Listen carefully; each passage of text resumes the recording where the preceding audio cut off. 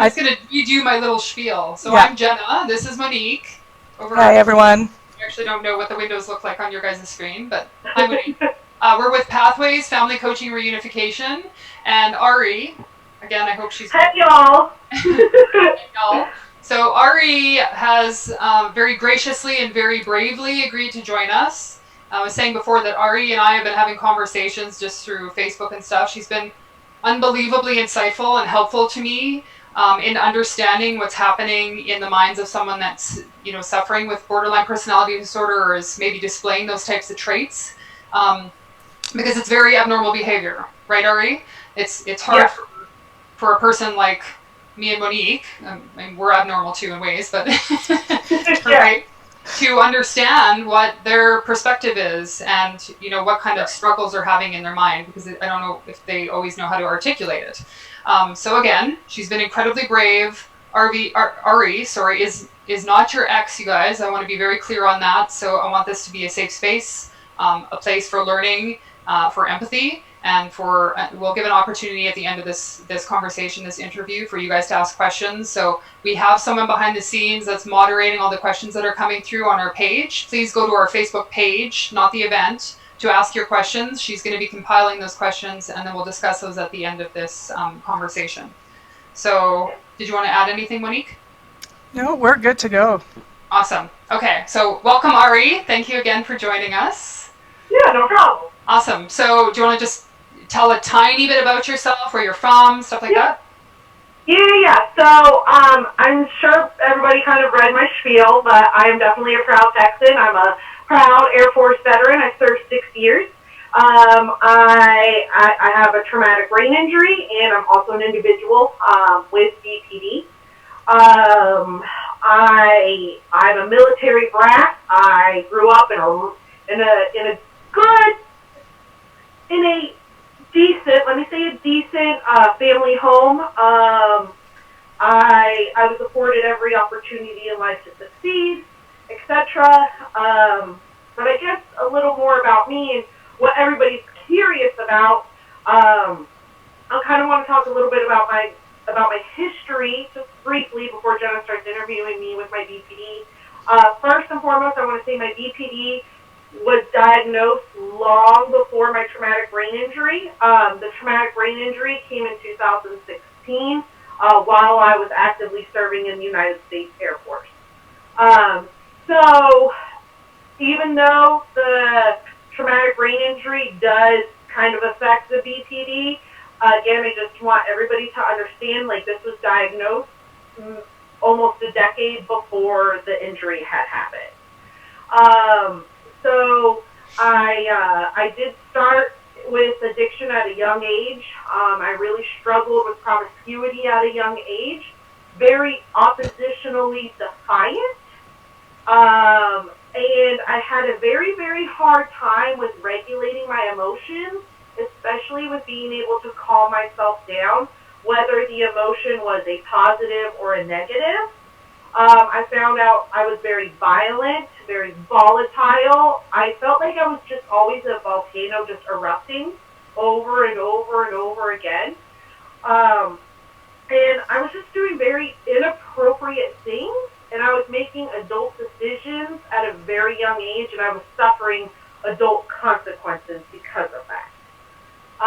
So eventually, at some point, I was sent away somewhere for a couple of years, which we will touch base on later on.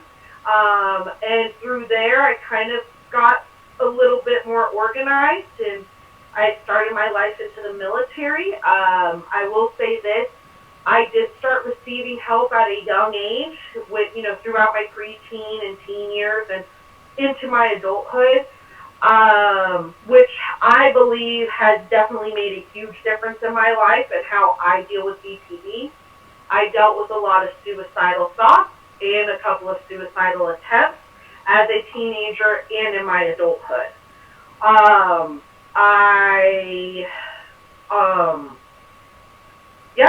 I've definitely been through my relationship where I have definitely not been a good person, where I have let my disorder dictate everything that I do in my life.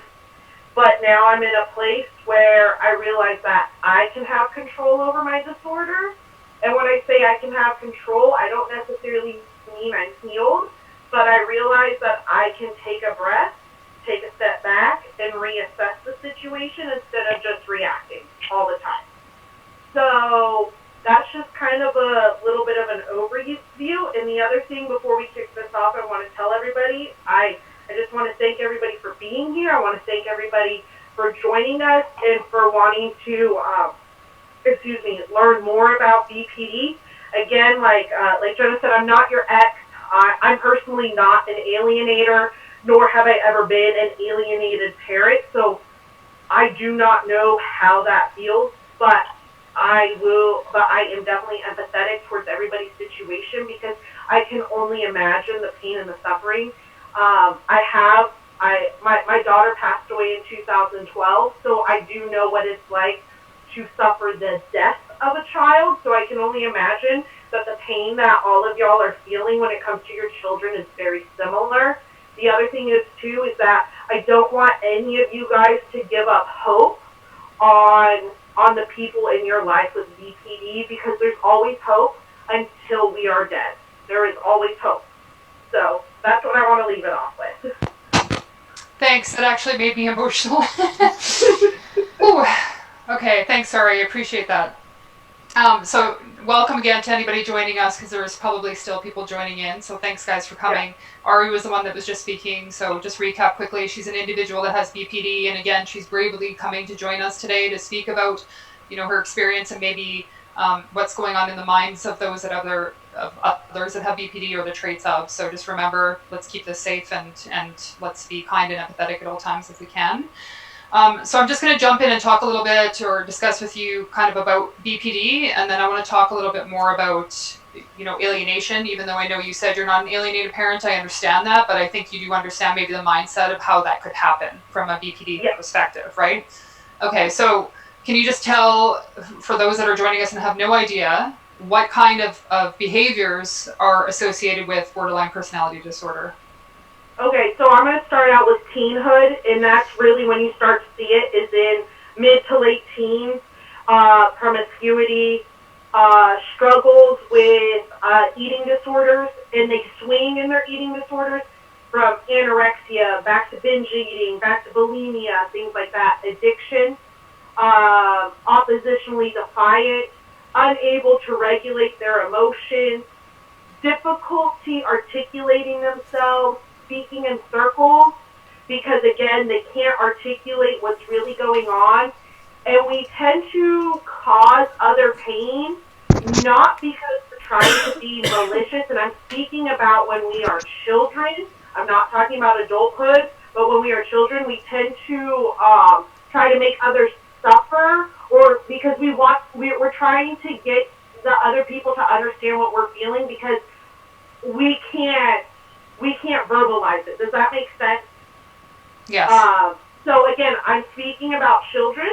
As adults, we know better, but again, this is children who are moving into adulthood. If that, I want to clarify that.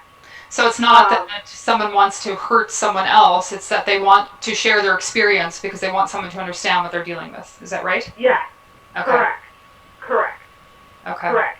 And so it's not in so you know how a sociopath and a psychopath get enjoyment? What we are getting is relief, because we're like, oh, so now you understand, because I can't explain to you what's happening, but now you understand what I'm feeling, because now you're feeling it. Does that make sense? Yes, it does. We have a very hard time expressing ourselves appropriately. Gotcha. No, it was well articulated. I understand. So what behaviors were you, I guess, in your teens again, what kind of behaviors were you exhibiting? And how did you get diagnosed? Okay, I was exhibiting everything. The drug use, and I don't mean like smoking pot here or there. There was no, I smoked a little pot. No, I went straight to hard street drugs at a very, very young age, like before teenagehood. I was violent. I was angry. I was, again, very oppositionally defiant. I myself was not manipulative, but I was very much, fuck you, get out of my way, or I'm going to roll over you. You know, it didn't matter. I didn't, like, authority meant nothing to me. I struggled with male and female relationships. Like, I didn't really want, I mean, I was okay with females, like, never really fought with females or whatever, but I just never really hung around females. I was mainly around males, and I had to see myself as an equal with them, but if I didn't feel like I was equal with them, there was definitely a problem. Like, if I felt like they were over me in some type of way, I was out of control. I did not like that feeling, but again, I believe a lot of that stemmed from some sexual abuse that I was dealing with. And again, because I couldn't express my pain, I would physically lash out at other teenage boys and other men. I was physically violent towards them. My grades were suffering, and I was all over the map with how I was behaving. Like, 1 second I was amazing, the next second I was awful. I was just out of control. Yeah. Weapons in the home. I mean, it was just bad time. It was a bad time. Yeah. Okay. So, and how did you come to diagnosis then? Diagnosis. That's a very good question. So I'm going to say BPD is not easy to diagnose. It's sorry, my freaking car. BPD is not easy to diagnose. It how can I explain it? I'm trying to figure out the best way to explain this. It took years. It literally took years to get the right diagnosis, because the thing with BPD is that you have to eliminate things, right?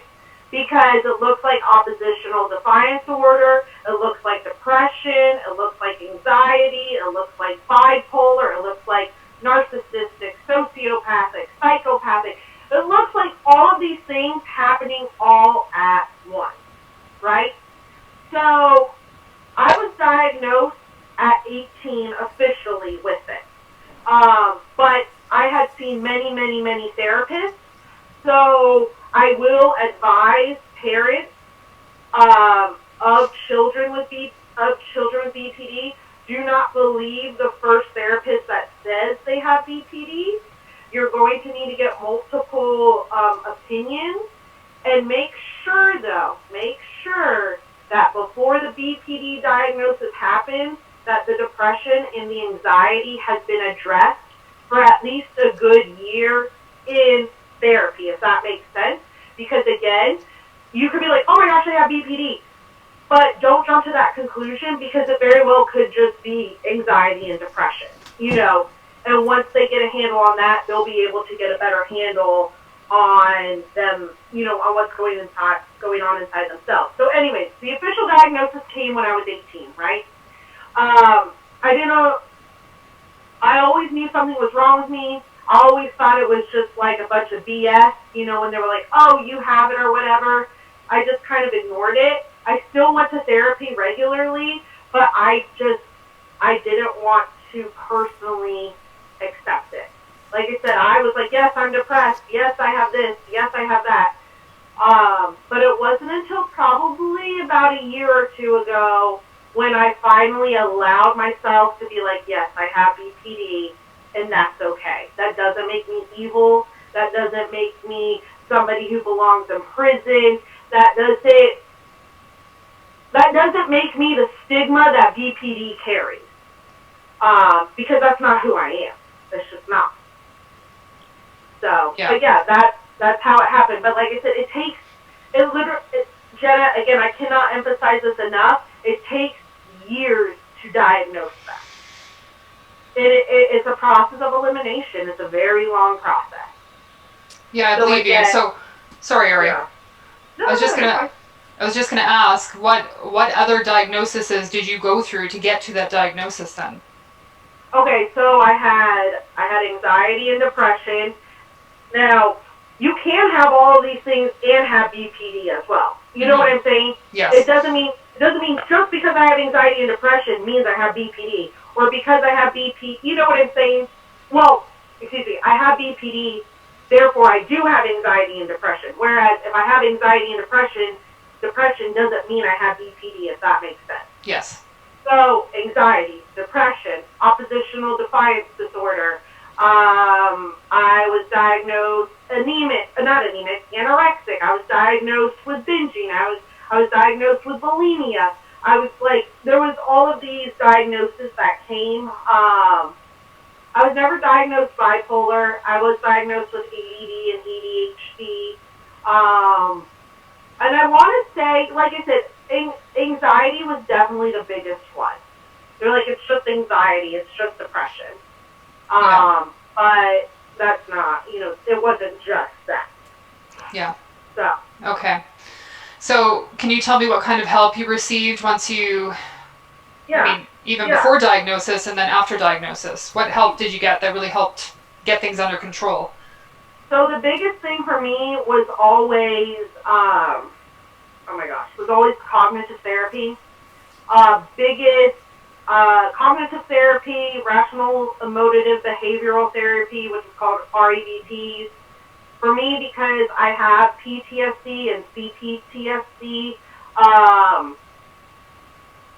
EMDR worked really well. But I do strongly suggest is that if parents or loved ones want to do EMDR with their children or their partner or whatever it may be, that you really truly find somebody that is truly knowledgeable in EMDR and has been doing it for quite some time. Because I have been through EMDR with somebody who is not very well trained, and it really messed with me. I was not able to process things the right way. So, but again, I am a believer in EMDR. I am a believer in cognitive therapy. I am a believer, in REBT. I also would strongly suggest eating correctly. I don't know how to express this. Eating, for whatever reason, what I have seen, because I have a lot of friends who have BPD, and we have all, have this little BPD support group on Facebook where we talk, as a group messenger, is we all have realized that sugar really affects our emotions. Yes. We have really seen that has definitely affected us more so. Even now as an adult, my parents, sorry, let me talk about this real fast. Speaking of sugar and stuff, my parents would say, they could tell the difference when I was a kid and as a teenager and stuff. They would know when I had ate too much sugar, because I was so depressed, it was unreal. It was a level of darkness, I couldn't even explain it. And then after the sugar process, I was fine. Everything was good. So I will say, I think eating definitely, because again, we do deal with eating disorders, is definitely something good. I encourage all parents to encourage your children with healthy eating habits. If you see your child is underweight or overweight, I encourage physical activity. Also, physical activity, even if they're underweight, will create an appetite, so they will want to eat. And make sure you always have healthy options, and make sure there are always natural sugar choices, bananas, fruits, things like that. So that was one of the biggest things, is changing my diet really helped me a lot. Physical activity. Also, I can't stress this enough, but equine therapy. Equine therapy is amazing. I ride as a professional, and I've been competing at a professional level since I was a kid. And I was very fortunate to have parents who could afford, these extravagant expenses. But there are equine facilities out there where it's just good for your child just to get out there and to groom a horse. I mean, I'm obviously, for people who have allergies, I'm sorry, that's probably not going to work out. But those were, again, I'm only speaking from personal experience. Those were the things that helped me. So Now it's interesting you say that because I'm on a few different like support groups on Facebook just because I'm trying to gain insight. So I'm in like sociopath groups and psychopath groups and narcissist groups and borderline groups, and even like the admitted diagnosed narcissists that are on there are like showing pictures of their cats and their dogs, and like they're loving towards their animals. Some of them are psychotic, but some of them are incredibly loving towards their animals, and they say that's kind of the only thing they feel a connection to, and that really grounds them. So I mean, yeah, that's interesting. Definitely. Okay, so sorry, I want to kind of speed along because I know parents are wanting to ask questions. So can you tell me what were the lowest points that you ever dealt with? Lowest point, man. There's been some dark ones. Every time I was in my drug addiction,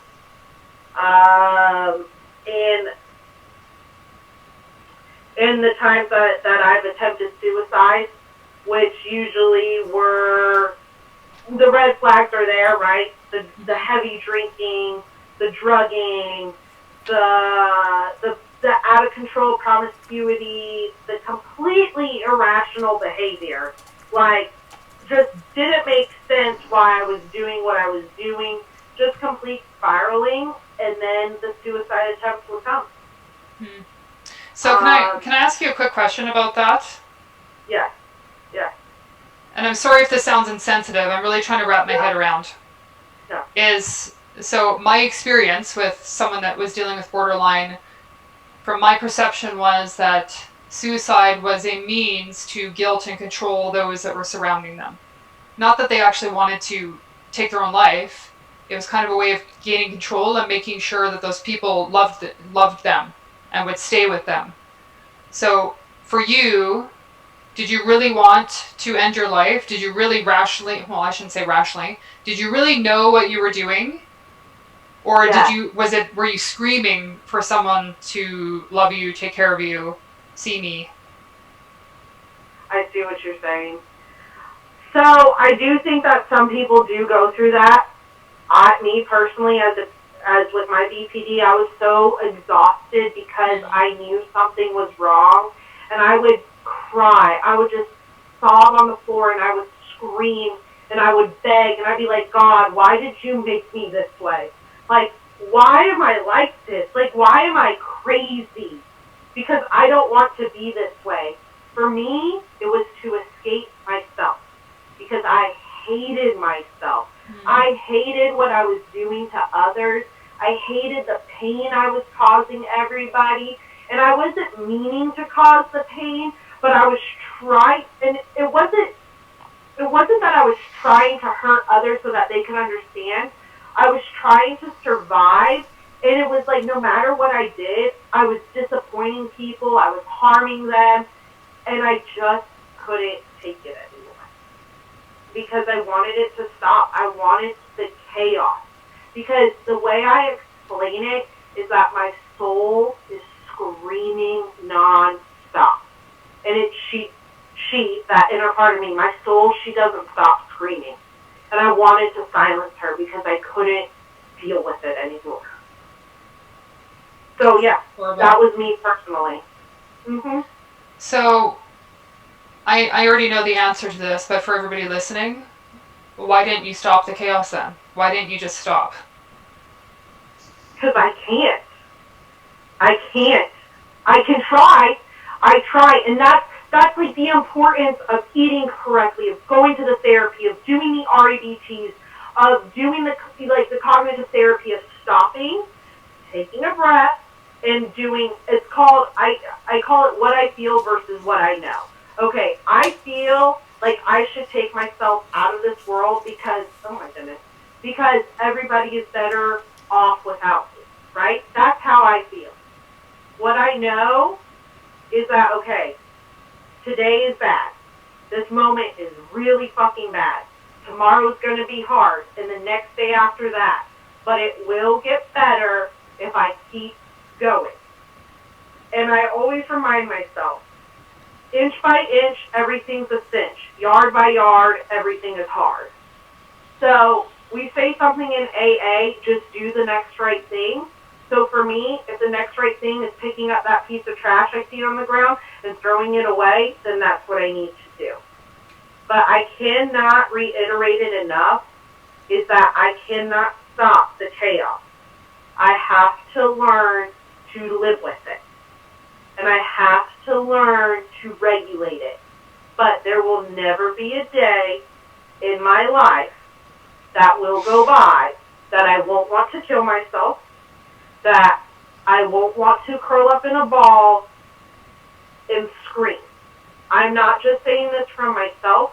I have explained this to multiple professionals. I've seen at least 50 throughout my lifetime. I'm regularly in therapy, and they have all said that is normal with BPD. I have been looked at in the face multiple times, being told by psychologists, neuropsych, you name it, saying, we are so sorry, Ari, but with BPD, the chaos that you feel, the screaming that you hear, it's never going away. You just have to learn to fight. And that's what it comes down to.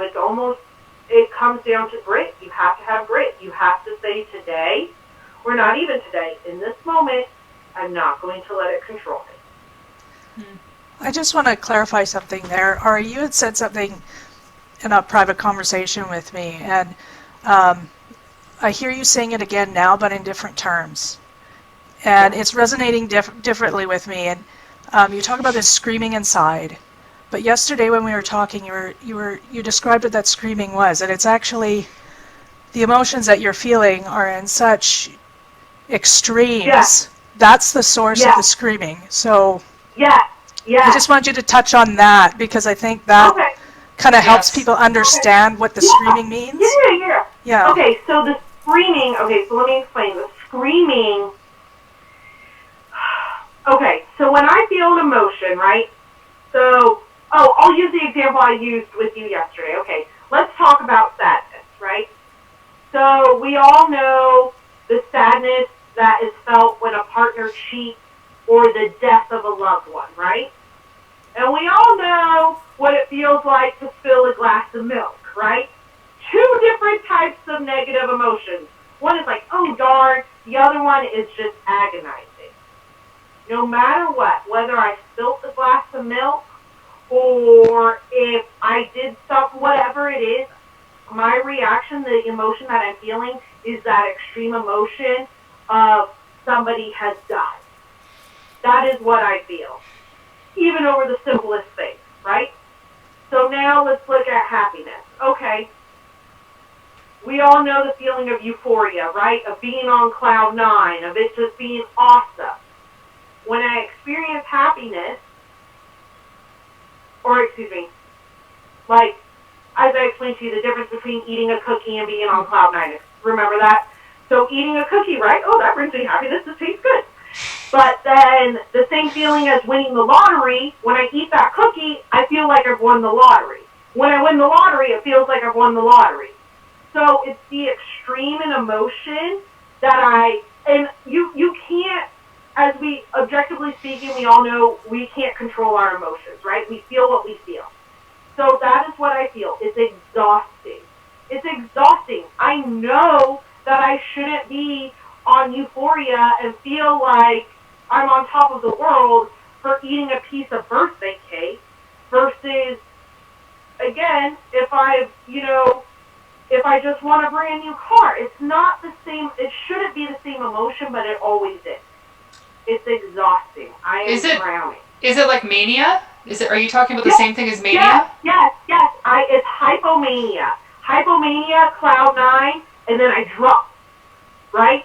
But it's not for long periods of time that you would see somebody with bipolar. I don't go into the dreamlike state. It's just when something good happens, I always feel hypomania. When something bad happens, again, it doesn't matter. It doesn't matter, like again with our conversation yesterday with Monique, let's say if Monique said, hey, Ari, I didn't really like how you did XYZ on some project. Not that she's insulting me, but I would feel devastated. I'd be like, oh my God, I'm a horrible human being. I don't deserve anything. You know, this is what I get for being a stupid idiot. Like, just like that's the self-talk. Like, those are the emotions. But for what? She's not mad at me. She's just telling me she didn't want it that way. She wanted it another way. Like, it's an irrational response. Mm-hmm.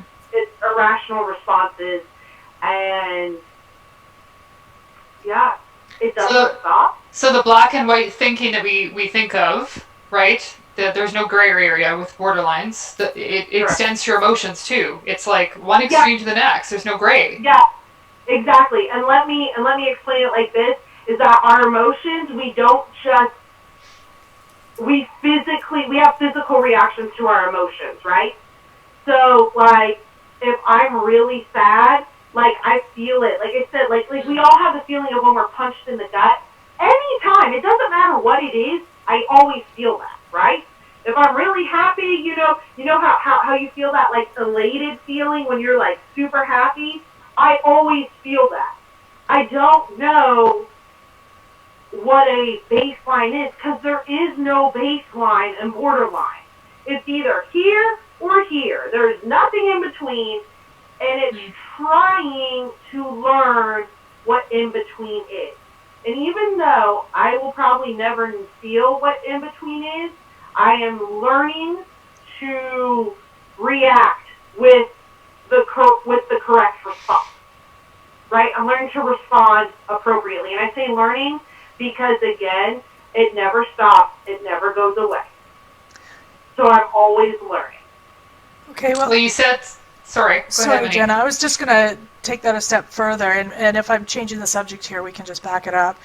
But I think what would be really helpful for people who are watching is some of the tips that we talked about yesterday on, like, you as a borderline and me interacting with you, that it's very important to meet you where you are, and what can I do in order to make sure that you don't hit those extremes. And if you recall, we talked about the compliment sandwich and also external stimulation. So if you can just touch on those 2 points, that would be great. Okay, so when going into something with a BPD, first things first, get rid of all expectations, right? But prepare for the worst, hope for the best, correct? Best thing is keep emotion out of it. Don't respond emotionally, because especially, again, and I am talking about when you're dealing with somebody who hasn't gotten help, okay? Like, that's the person that I'm talking about right now. When you are dealing, let's say, with a co-parent who hasn't gotten help, who doesn't think they have anything wrong with them, do not poke the bear. Because I'm telling you right now, you're going to lose, because we are so all over the place. Like, you just don't ever know where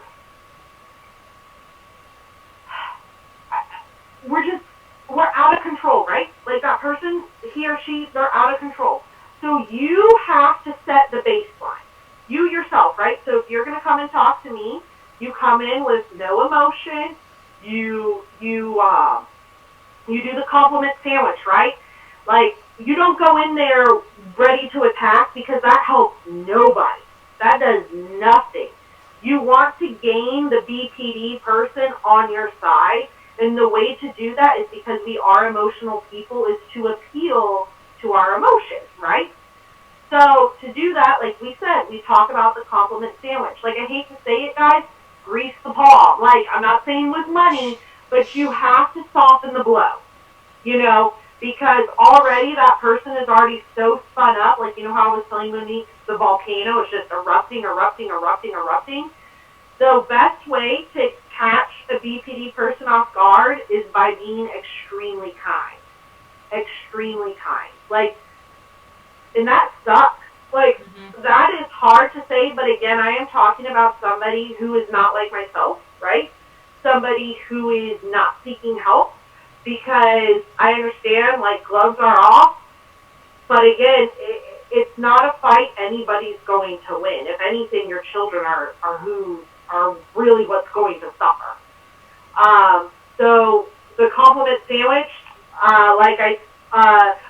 Monique, what was the example you used last night? Well, I think That was like a really good one. yeah, you had mentioned, that if I asked you to do, next time can you do the project this way, you would take it as a personal insult. But if I prefaced it with, Ari, I've been so happy with the work you've been doing here. However, the next time you do this, would you be able to do it in this way and keep up the great work? That kind of, Yeah. you know. Yes, correct. Correct. Now this leads me to the next thing I wanted to say is that when dealing with BPD people, whether it be a partner or a child, natural consequences a big one. Let them suffer natural consequences. But two, also promote good behavior by rewarding good behavior.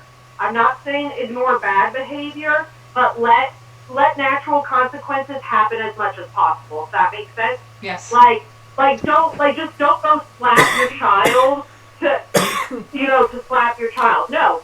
If she has done something, let her suffer the consequences of what she has done.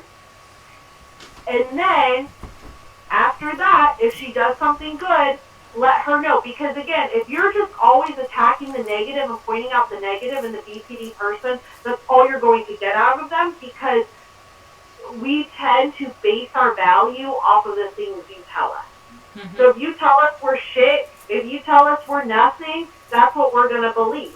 And we're going to dissociate. We're going to cut it off, and we're going to be like, oh, so I'm a jerk? Well, let me show you what a jerk really acts like. Do you see what I'm saying? So that's why I think it's very, very important for individuals dealing with BPD people. Again, I'm speaking only specifically about BPD. I'm not talking about narcissists or anything like that. I'm talking about BPD, is that you do not go in there in attack mode.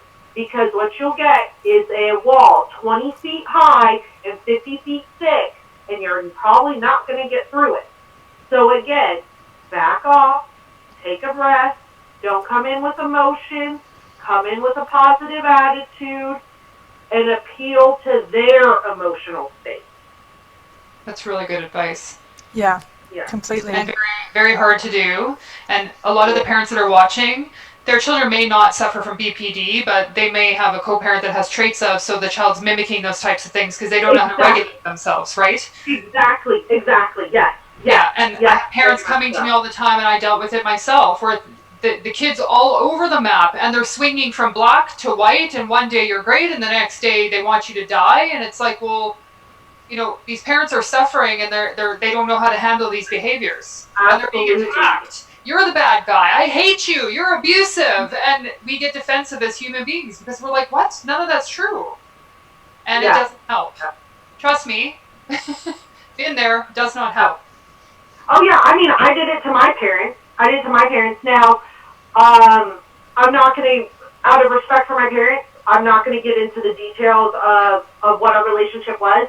But I will say this, it was not very healthy. And my parents went to get help themselves, because things were so volatile, and it's completely different now. Completely different. They're completely different parents.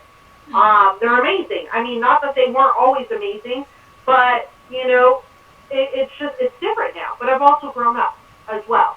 And the biggest thing that I will tell, again, I'm speaking to parents whose children do have BPD, you will start to see a difference in your child as they move out on their own. And again, let them suffer consequences. If you're enabling them in any way, you need to stop today. You need to stop. I know they're going to hate you. They're going to scream at you. They're going to do all these things to you. But you have to stop, because if you keep enabling them, it's just like dealing with an addict. You are helping them kill themselves faster. So again, please heed my advice. Stop the enabling, because that is the fastest way to help your child to the grave. So I just want to, elaborate on that, I guess, because I completely agree. But at what age is it now enabling? Do you know what I mean? So if you have an 11-year-old, are you enabling them and their behaviors, and how would you be enabling those things at that age, as opposed to a 16-year-old or a 17-year-old? Okay. So this is a thing with BPD, from what I have read and from what the doctors have told me, is that they cannot diagnose it until teenagehood. Yes. So at 11, obviously, you're still going to treat them like a child. You know, you're whatever, grounding, blah, blah, blah, whatever you're going to do, right? When I say enabling, don't, again, it's kind of meeting your kid halfway in the sense, like, okay, if you guys know that your kid's out there doing drugs, don't give them cash. Yeah. Stop giving them cash. Don't give them a debit card where they can go pull cash out at the ATM. Like, don't let them have access to things like that. I would tell them, search their room. Another big thing, too, yes, searching their room. Of course, yes, let them feel like they have some privacy. So I will tell you this, parents, be sneaky.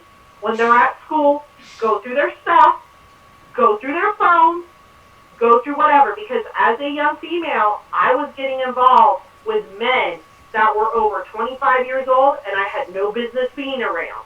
My parents found out. Why? Because they were sneaky and they went through my stuff. Don't tell your kids, oh, I need your password, blah, blah, blah. Stop telling them that stuff. We are in a high-tech world. There are ways around that. You have to be sneaky. Be involved in your kid's life. I know that's hard for parents who are alienated or whatever, but the thing is, too, is that, understand this, the BPD parent who does have your child, just know that she, even though she's not telling you, is struggling with this. She is struggling to parent, especially in today's world, because she's like, holy smoke, how the hell do I deal with this? Again, she's not going to tell you because she has her own crap going on in her own mess, but just know that parent is struggling. Be involved with the teachers. Go to games. If you know that they're involved in sports, go there. Again, you don't need to tell the other parent. You don't need to make a confrontation about it. You don't even need to go up to your child and say, oh, hey, and make a big deal out of it, because that causes more chaos for your kids. But if they see you there, okay, they see you there. And then if you leave, you leave. But again, when I say enabling, again, don't give cash. Don't enable bad behavior. Reward good behavior. But if there's bad behavior, hey, man, sorry. Like, it's kind of like this, right? Somebody had used the example, let's say I have a son, and he wants to go to a party on Saturday. I'm like, yeah, that's fine, but just make sure the garage is clean before you go to the party. He's had all week. Saturday rolls around. Hey, I want to go to the party, blah, blah, blah. I'll be like, hey, you didn't clean the garage. I'm not going to remind him 50 times, right? I'm not going to pick that fight with him because it's not going to work. I'll be like, well, when you clean the garage and when you're done cleaning it, you can go to the party. Until then, I guess you're just not going to the party. You have to be very matter of fact. You have to keep things logical. Don't do the, what are those, the definite statements like you always or you never. Don't do that with a BPD person, because we darn well know there never is an always and there never is a never, right? Because we're so back and forth, we're going to do it all anyway.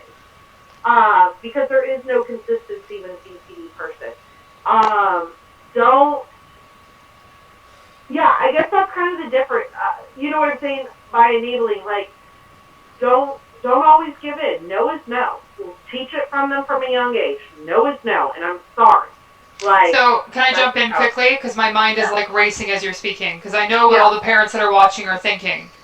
Right? Oh, that's great. That is what I do in my house. But then I have CPS show up on my doorstep because my kid's now saying that I was abusive because I wouldn't let him go to a party. Or the other parent is now accusing me of abusing my child because my child went home and told her, you know, what an asshole I am and you know, I'm abusive. Right? This is the escalation that's happening. So what do you do when someone is literally splitting, right? Yeah. All of a sudden, you as a parent are all bad, maybe in the child's mind or in the other parent's mind. How do you deal with that? Here's the question. How do you deal with someone, a parent or a child, that has split, and you are now the devil, and you are the bad guy?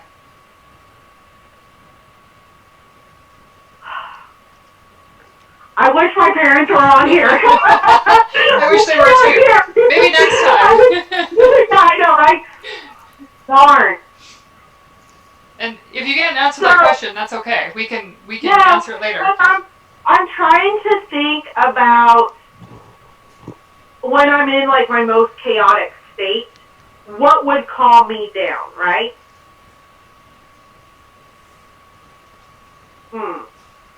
Trying to think, what would calm me down? Has there ever been a situation where, someone was the devil to you, and that relationship turned around? And if it did, how? What made it turn around? Well, it was my parents, and what made it turn around was being homeless. My parents kicked me out. Said, good luck, have fun. But it took years. It took years of really bad decisions. It took years of pain because of my own decisions, because there was nobody else to blame as to why I was doing what I was doing. But did you blame them? That's a good point you made. In your mind, was it their fault?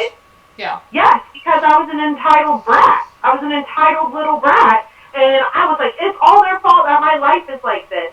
But then as I got older, I was like, they tried to tell me. There are so many times now that I look back, I'm like, God, I wish I would have listened to my parents. Yeah, me too. Yeah. But I feel like for somebody with BPD, because our decisions are so intense and so extreme, that, man, that taste of regret is definitely a big one. So you do have regret, and you do have remorse, and you do have guilt. Like when you hurt people, you felt guilt? A lot of it. Now there was a time where I wasn't going to let it show because I thought that was weakness. Mm-hmm. But we live with so much regret and so much sadness and so much pain inside of us for the things that we did.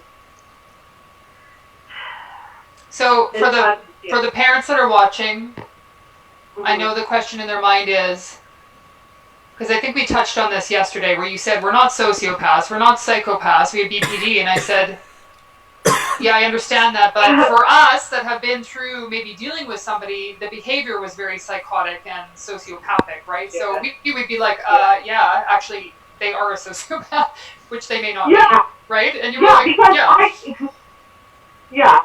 I felt like for the longest time, I was like, I'm a sociopath, because I couldn't explain why I was hurting all of these people. I didn't want to, it's just something would happen and I would lose complete control of who I was.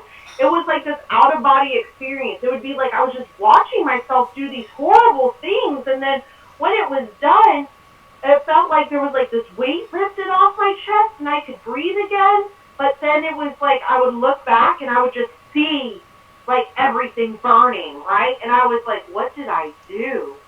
Why did I do this? And then hence the suicide. Because I'd be like, why? Like, why do I do, like, I can't even begin to tell y'all. I know every single person with BPD in the privacy of their own home or whatever has sat there, has literally pulled their hair, has dug their fingernails into their head and screamed and begged whatever higher power there is to make it stop. But it doesn't stop. Like, there's no rational to the things that I do, you know.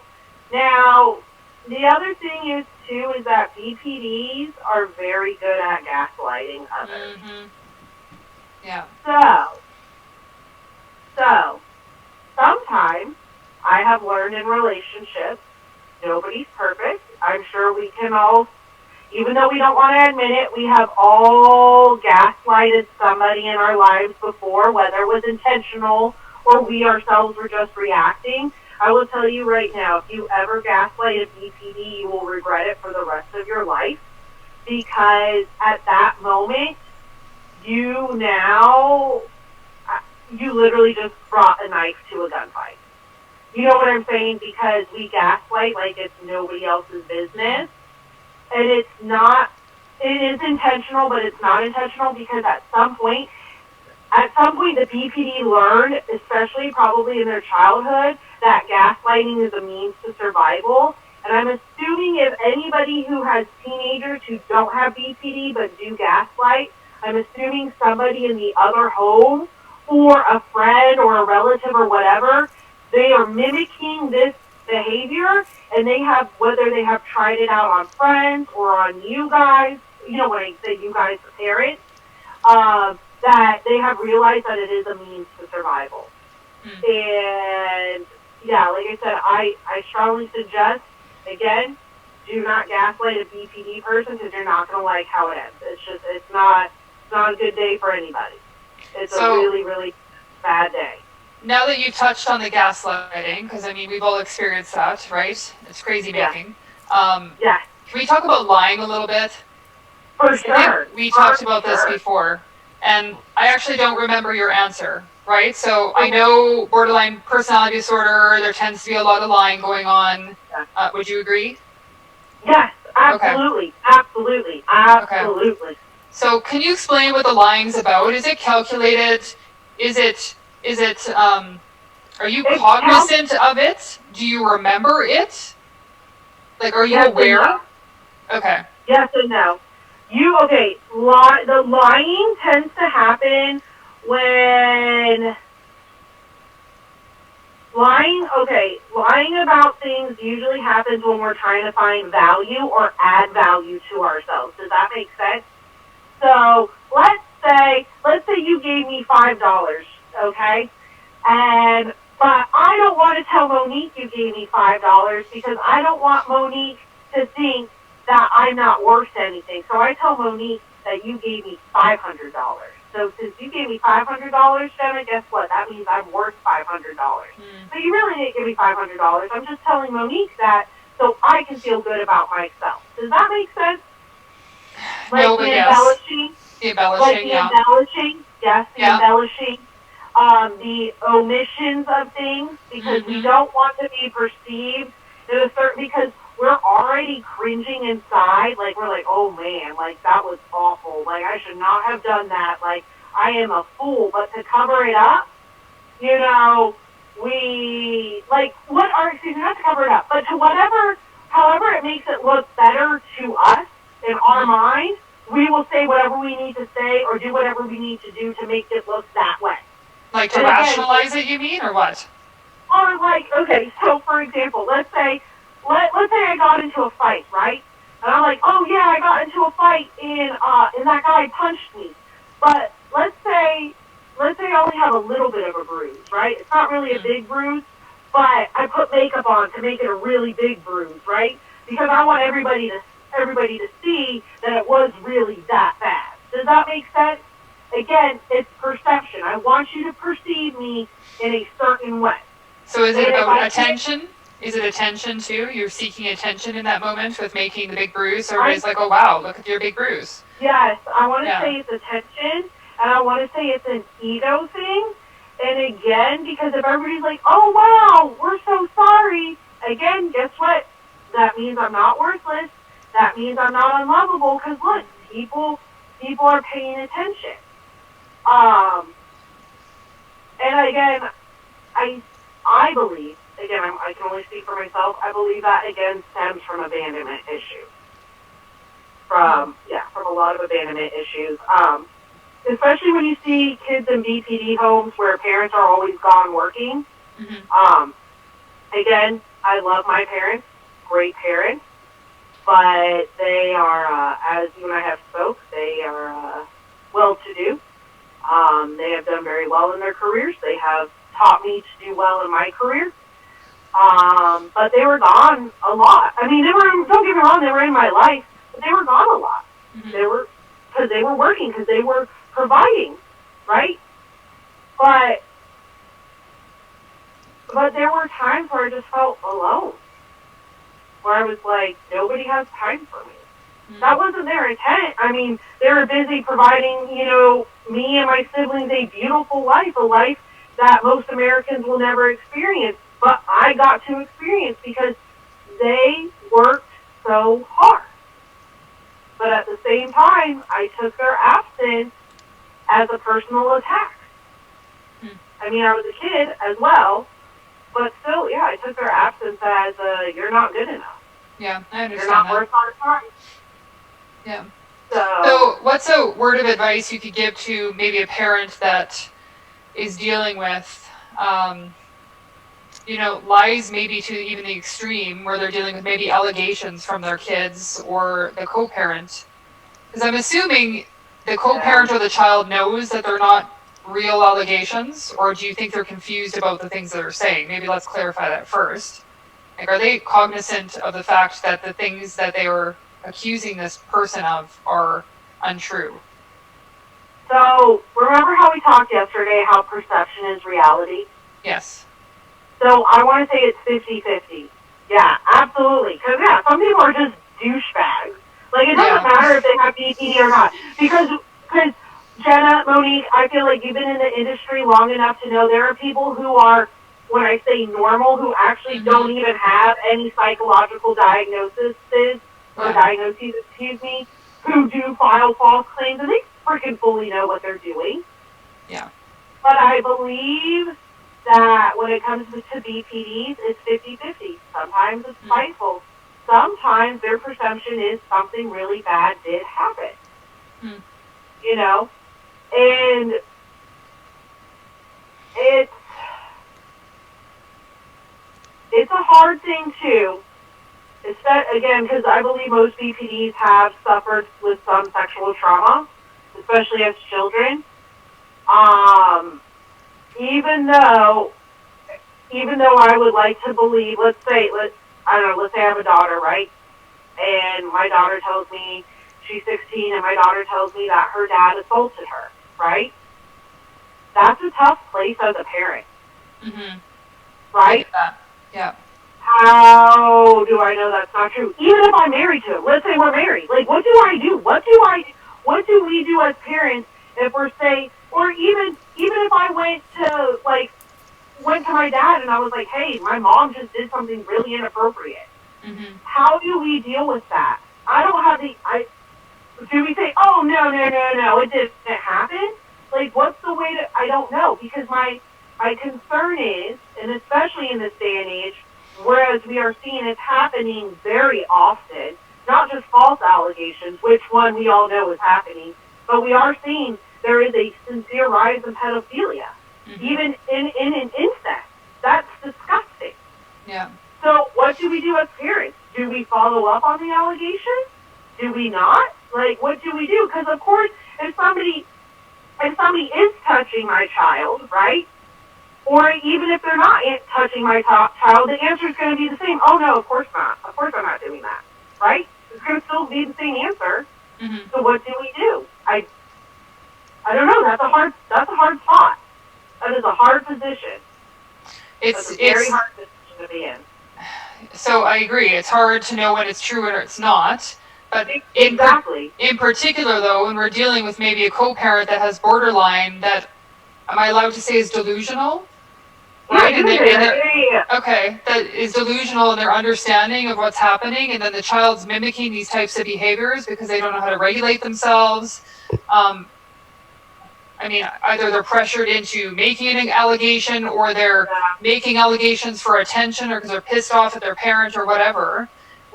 What kind of advice would you offer to the parent that's truly innocent, that's up against these types of delusional allegations, right? Where they're like, okay, I love my kid, but my kid's swinging back and forth from left to right in their emotions, and, their BPD parent is out of control, right? What do they do? I can't say this enough. Document. You parents, on your phone, we have the little notepad. On this day, at this time, XYZ happened. On this day, at this time, ABC happened. You need to build a timeline. You need to show that these are inappropriate behaviors, because let's say CPS doesn't get involved. But let's say you decide to go to a therapist, right? At least you have a timeline for them to see what kind of behaviors are happening, because BPDs can pull the wool over people's eyes, just like anybody else can. Yeah. but you need to keep a timeline. You need to document.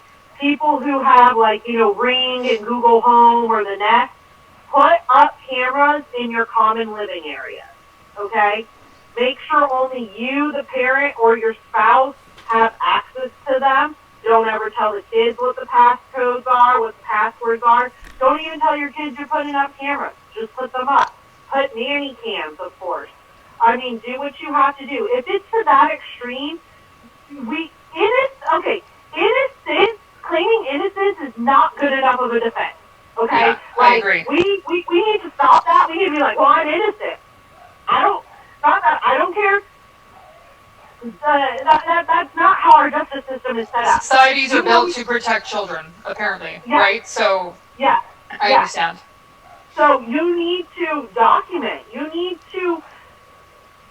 If you need to take control of your life as much as possible, I tell people, like, stop. Okay, and I'm not saying that parents are not the victims. I'm not saying that. Mm-hmm. What I'm saying is that we can't play the victim role because it doesn't work. Yes, you guys are victims. You are victims of something terrible, but you can't just sit there and be like, well, they're making it up. That does nothing. You have to have proof. You have to protect yourself because nobody is going to protect you. You have to protect you. You have to count on you. And I'm sorry for anybody who is in this situation, but be smart. You have to be calculative in your personal life. I'm not saying towards others, but in how you do things. Does that make sense, Jenna? Like I said about the cameras, documenting things, how you handle things. Because also, if you have video, image, and audio of what's happening, there you go. Yeah. Everything that you have said, and I'm so glad I asked that question, is everything that I tell parents to do, right? To start being proactive instead of reactive, right? Correct. You cannot be reactive after the fact. You're screwed, right? So unfortunately, you need to be ready and talking about a timeline and focusing on the behaviors and all that kind of stuff. That's what Monique and I are doing, right? Because unfortunately, this is very, very common with families that are dealing with alienation, is a lot of parents are losing their kids, losing their homes, losing their jobs. They're going to prison over these types of allegations, right? And they're innocent, completely innocent. Some of them aren't, but the ones that are innocent, they're suffering for it, right? So thank you for answering that. I don't mean to scare anybody, but I think that was an important question. Sorry, I just want to ask one more question, then Monique, if you have anything to ask, and then we can start asking the parents questions, if that's okay. Sounds perfect. Yeah. So one thing that I know is very related to BPD, you've already touched on it, is suicide. Yeah. Right? And you agree that is really, I'm asking, I guess, are you in agreement with that statement, that it goes hand in hand? Absolutely, yes. Okay. No, go on. No, I was just going to say, can you just elaborate a bit on that? Because I think that it sometimes, I think we talked about it earlier, is used as a tool in these types of situations to keep the kids kind of enmeshed with the parent that's suffering from BPD. They use it as a guilt tactic sometimes. Maybe sometimes genuinely they just want to end it all. I don't know. So you've already said it's related. Can you just touch on a tiny bit more what's going on in your head every day? So, my hope, of course, right? This is me being very optimistic. Mm-hmm. I personally, okay, hold on, let me say this. I personally have never met a BPD individual who has actually attempted suicide and it be a control tactic. Now, I have met people with BPD who have threatened suicide, but who have never attempted. Does that make sense? Yes. Now, the threat is the control. When we get to the point of attempt, in my personal opinion, I don't think it's about control anymore. It's about, well, I guess it is control in the sense that we're done. Mm-hmm. We're done. There is no false bottom with BPD. as I have told people before, like, suicidal ideation is a thing. It's a very big thing amongst people with BPD. You have to learn to live with it. But I will say that suicide is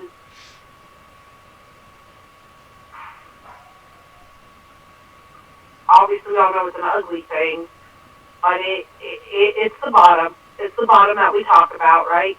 Like, you hear people like, oh, homelessness was my bottom. Oh, this or this or this. No. Death is our bottom. Mm. Well, it's I've said this to you before. I actually have a really good friend who has borderline personality disorder. I didn't even know she had it. She's been treated for a long time. She's bipolar as well. After she told me, I was like, oh, that makes sense now, because some of her behaviors are really like manic and stuff, right? But we were having a conversation about it, and she was like, Jenna, there is no rock bottom for a borderline. She's like, the rock bottom's death, right? And I was like, what? That's scary. She's like, yeah, there is no rock bottom. There's not, you shoot up with heroin and almost die. You know, I got raped in an alley. I was a prostitute. None of that is the bottom. It's dying. None of it. Yeah, exactly. And it's the scariest thing, and it's so hard and awkward to talk about to people. I can see that. Because they don't know how to explain it. Yeah. I just know this is what I live with, but I mean, you just have to fight. Like, I don't know how else to explain it, except it's either you get up and you fight every day or you don't. It's, again, the black and white thinking, right? It's do or die. Like, that's what it is. So do you have good days and bad days, or is every day roller coaster? I have good days and bad days, but I will say every day is a roller coaster because I never know what's going to trigger me. Does that make sense? Yeah, it does. Let's say you say something to me yesterday and it didn't bother me. You say the same thing to me today. Oh, it triggered me. I don't know that it's going to do it. It's just going to do it. But then I'm going to be like, oh, okay, like, let me reassess. Like, chill out, Ari. You're being crazy. You know, calm down. Like, geez. But, I mean, yeah, like, you just don't know sometimes. I describe it as a tornado. Being around someone with it, it felt like I was sucked into their tornado. And I mean, I'm not even the one that had it, and I felt like I was spinning in a tornado, and I could not get out of that damn tornado. That's what it felt like. Exactly. And yeah, it's not a good time.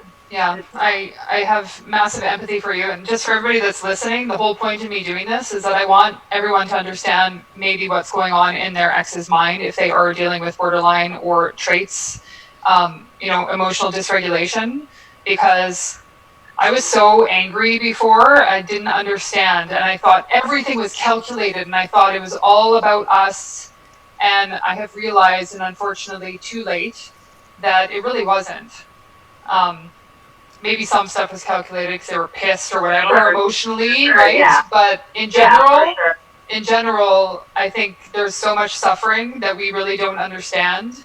And it's so important, and we say this all the time, and people are like, screw that, I don't have empathy, they're wicked, they're evil. But they're suffering. And it's so hard to wrap our minds around the headspace, right, that you're living in.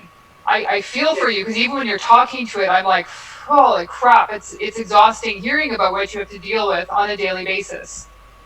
I actually cannot imagine. I think it's probably one of the worst disorders that I've ever heard of. That sounds horrible, and I'm sorry to say that to you, but I really... Yeah. I mean, like, to put it into perspective, like, one of the most pettiest things that triggered me was that a salt and pepper shaker were not aligned, and this is not an OCD thing. Mm-hmm. Like I remember this distinctly. The salt and pepper shaker had been in the exact spot on the table all week, right? On my parents' kitchen table. Did not trigger me, did not upset me. Why would that? One day I remember I walked down and I was so angry that the salt and pepper shaker were sitting side by side the way they were. I just freaked out. I freaking chucked them across the room. It set me off because, again, I was a teenager, so I was also dealing with the drugs. I was dealing with the sexual abuse. Like, I was really, like, just out of my head. But I couldn't stand it. But why did that trigger me?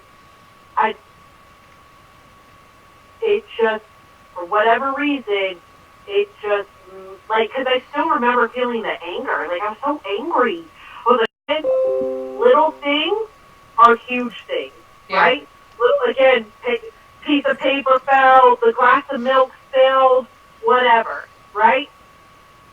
I have personally witnessed, when I was in Baltimore, I had witnessed several shootings. Didn't faze me at one damn time. But God forbid, right? God forbid somebody looks at me wrong on the street and I'm in a puddle, right? And I'm crying and I'm sobbing because I believe this stranger who passed me on the street, who I don't even know, thinks something about me. But that doesn't matter, right? Like, why? I don't know why. It's just is what it is. But this is the chaos. Yeah, so I'm sorry, I keep asking questions. I'll stop in a second here, but things keep coming to my mind. So did you deal with, like, auditory hallucinations? Did you deal with massive paranoia? Did those things ring true for you? Yeah. Yes. Oh my God. Oh my gosh. Teenagehood was the worst. Parents, you're teenagers. Jenna, I don't know if hormones is what makes it really bad. Maybe. But I do believe it's as the brain is developing, it gets really bad. Again, I believe hormones, things like that really contribute to those things. Also, again, if the child has suffered extreme trauma, extreme abuse, yeah, definitely. Oh, yeah. It was bad. A lot of times I hear my name, even now I hear my name being called, but nobody's saying my name. I'm like, who's saying that? But nobody's saying my name. So I'm just kind of, and that could be due to the brain injury or whatever, I'm not really sure. But I would definitely say auditory, because, like, I swear to you, there are so many times where I will have conversations, and I swear on everything somebody said something to me, right? Like, you and I could be talking about steak, and I would swear that you told me to put garlic seasoning on it when you never even once mentioned garlic seasoning. But I swore I heard it. I don't know how to explain it. That's just what happened. No, thanks for clarifying that, because that's something I was kind of wondering about too. So yesterday I asked you more specifically, now we're going to jump into the parent stuff. So more specifically, again, I know you're not alienated, you're not an alienator, you have a child, right? You're fully 100% open to co-parenting with your co-parent, all that kind of stuff. But again, you've been in long-term treatment, right? So just to try to understand the mind of somebody that's maybe alienating, maybe because of their borderline, can you explain what would maybe, I keep saying maybe because it's not you, but maybe would go through the mind of someone that has experienced a separation or divorce, whether they did it, whether they left or the other person left? What would trigger someone into feeling they needed to block the other parent from the child that they share? Okay, so remember how we talked about how I saw my parents as the devil, right? Yes. So that's number one. They see that person as a bad person, right? They see that person as the source of their pain, their suffering, whatever. Is that splitting? What is that? Is that splitting?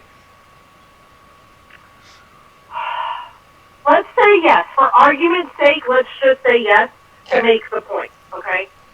So this individual sees that person, even if she or he left, it doesn't matter. They still feel abandoned. They are angry because that relationship that they had was their only baseline that they ever had that wasn't actually chaos. Now, the other thing is, too, is that... Even if it was chaos? Even if the relationship was chaos? It was chaos, yes, listen. Okay. Because even if the relationship was chaos, it wasn't always chaos. It doesn't always start as chaos. And I feel like, Jenna, like when with your experience, right? Yeah. It wasn't always chaos. Remember that? Like it wasn't always like that. Yeah. Now remember, we are the kings and queens of self-sabotage, right? Mm-hmm. Because we hate ourselves. We hate ourselves.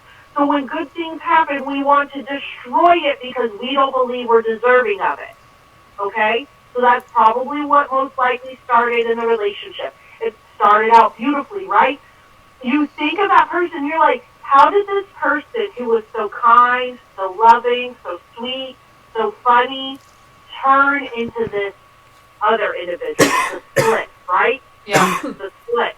How did this happen? Again, we have self-sabotage, we have ruined the whole thing, blah, blah, blah. Okay, so back to it. All right, so the relationship is the baseline. It's gone. It's gone. The only thing that I had is gone, right? Again, the black and white thinking. It's all gone. Well, now that it's gone, the only thing that's left of that relationship is that child, right? So I'm going to hold on to that child with everything that I have. I'm going to sink my claws into it because I don't want to relinquish it, because it's almost like the child. I mean, yes, there's love, of course, please. I don't want people to think that just because somebody has BPD, they don't love their child, okay? Mm-hmm. Of course. They're not a perfect parent. I don't, please, I really don't want that conception to be it, because that kind of, sorry. Okay. We love our kids. Mm-hmm. We're not evil people. We're suffering, and we are sorry that we're hurting you. Some of us won't say it because we're not in treatment. We're not getting the help that we need.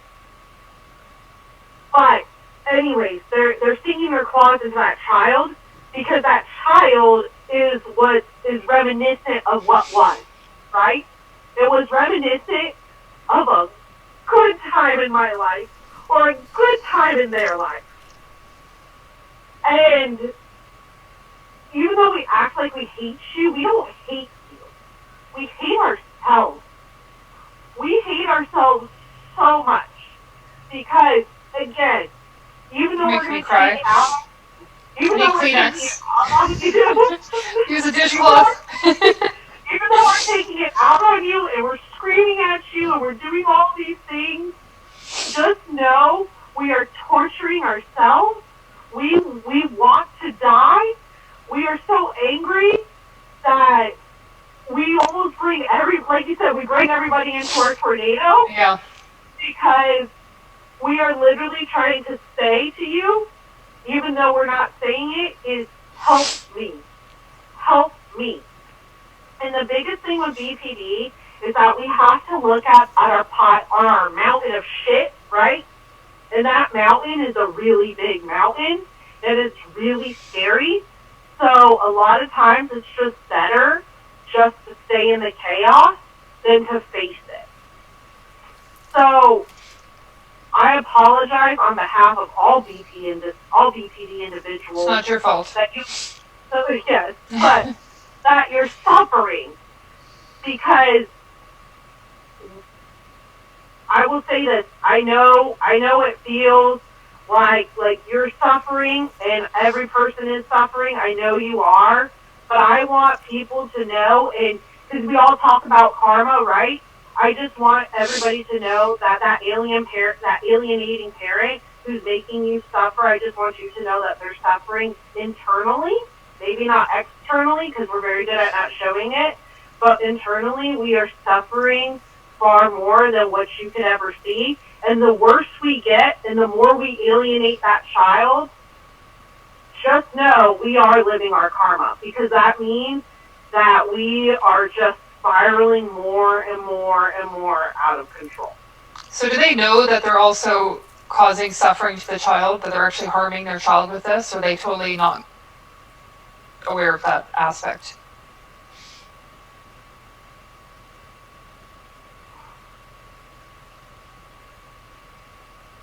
I think they have glimpses of it, but then they go back to justifying what they're doing. Because remember, we're irrational. We are completely going off of emotion here. So I'll be like, oh, I'm just gonna, not saying that I've ever done this, but I'm gonna speak in like first person. I'll be like, oh shit, man, like I'm really making my child suffer. And then all of a sudden, I'll remember that feeling from that one time that he did something. I'll be like, yeah, fuck him. He can't have this kid. Do you see what I'm saying? Yeah. Not saying that's what I do, but that's the thought process. Because now I felt that pain again. I'm like, wait, no, fuck this. Like, so is that you're just disassociating again, right? You're just like, snap. Yeah. Turn it off.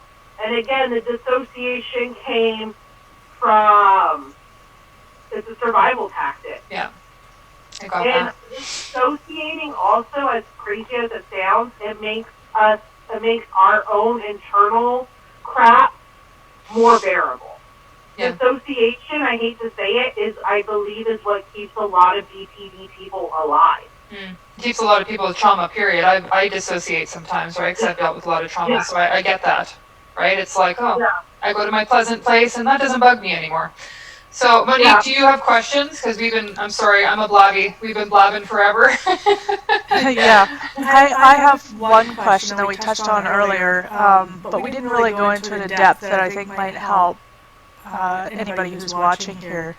And that is the whole thing about external stimulation, how you said external stimulation can snap you out of it. So what type of stimulation can snap you out? And like, what could our parents do to snap their co-parent who may exhibit these symptoms, or even their teenager that may be exhibiting these symptoms? What kind of tactics could they use to kind of snap them out of the spiral? Okay. So,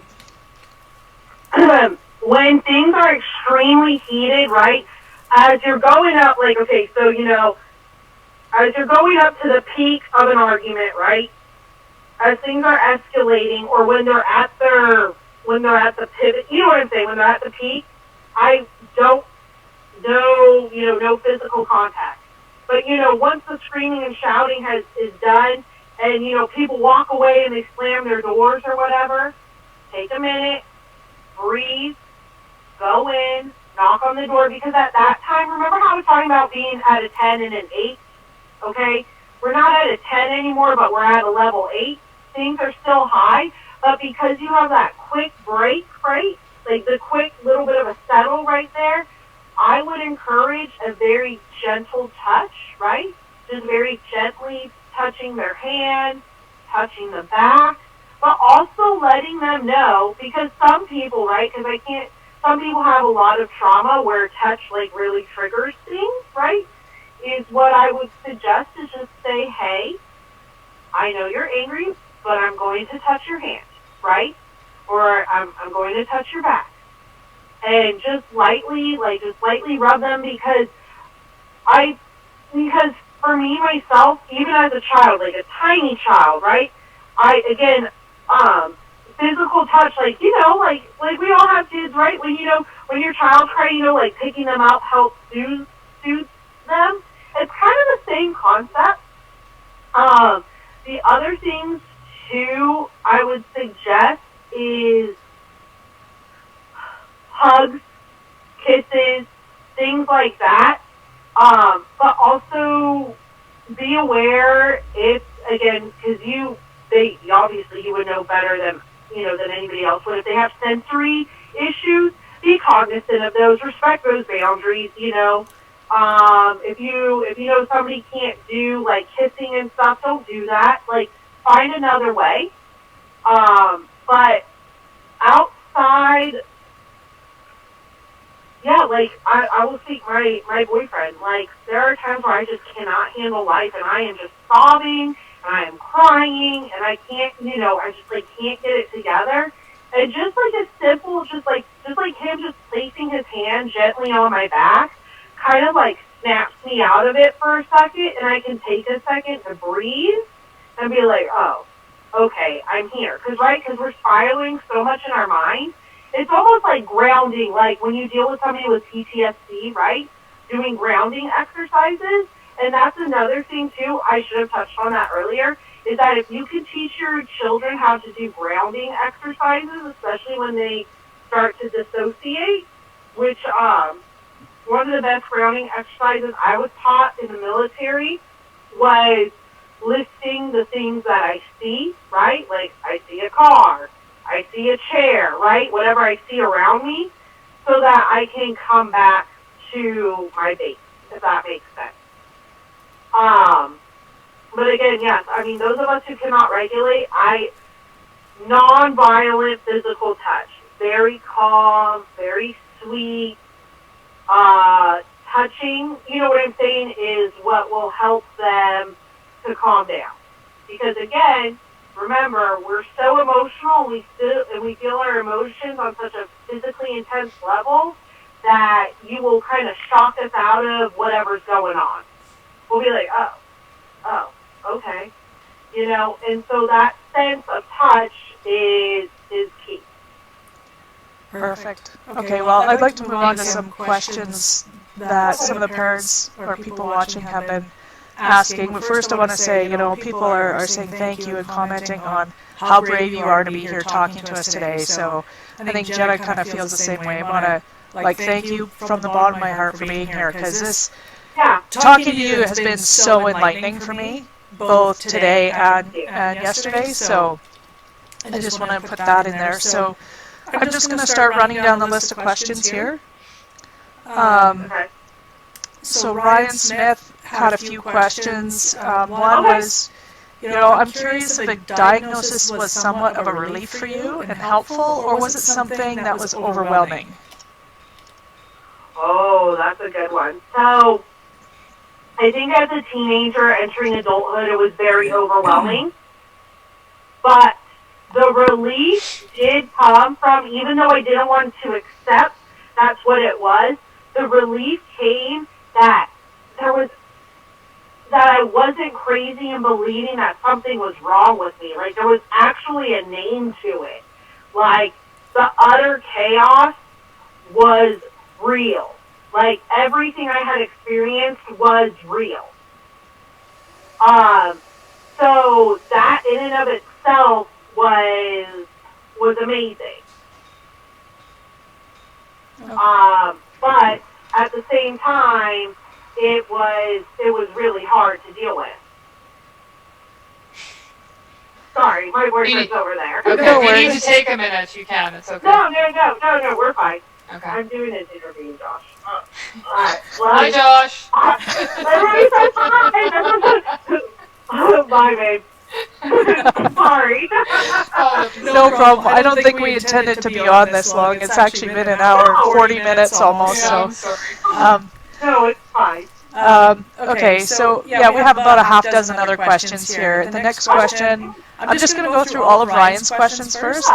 He was asking if you could speak to whether or not you've had instances where you question or confuse reality.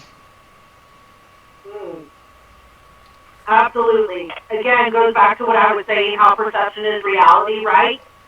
So if my perception is skewed, then my reality is skewed, right?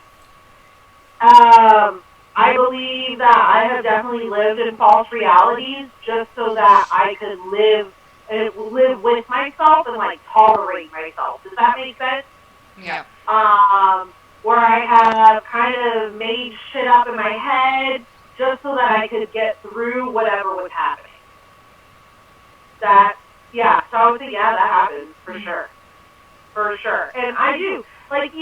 Yes, there were plenty of times where I would sit there and I would question if what I was feeling or what I was going through was actually real. And there were times where it was real, and there were times where it wasn't. And there were times where it was real, but I refused to believe it was real, especially when it came to abusive relationships, right? When I refused to actually acknowledge that I was being abused and that it was just in my head. But broken bones, that kind of puts you back into reality. Gotcha. Okay, so Last question from Ryan.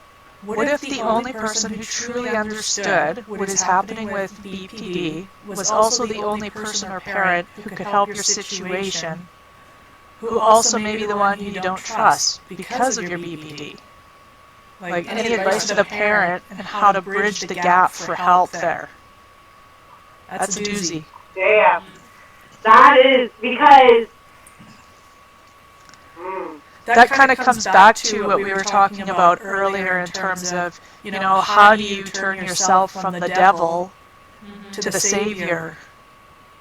Right? So, yeah. How So do you remember redeem how we spoke about self-sabotaging? Remember how I spoke about wanting to destroy the good things, right? So it's not the best answer, but time and consistency is the best thing. And I'm sure people are familiar with the term loving somebody from a distance, right? Don't get caught in the tornado, which is hard to do, especially when it's your child, right? Or your partner that you're living with, right? But when I say loving from a distance and being consistent and keeping your emotions out of it, that would be my best advice. Oh, I'm sorry. I'm back. I'm sorry. No worries. Okay, so Dave English has a question. Do you feel BPD and or anxiety is centered around fear of abandonment? I don't want to say it's centered, but it's a huge part of it for sure. It definitely plays a key role in BPD, or the perception of abandonment, if that makes sense. Mm-hmm. Yeah, for sure. I think the perception is an important one to bring up. Yeah. Yeah. Okay, so Jenna Guthrie has a few questions here. Did your symptoms gradually come on, or did it all of a sudden hit you at once? Like, yeah. I'm trying to think back to my teenage years.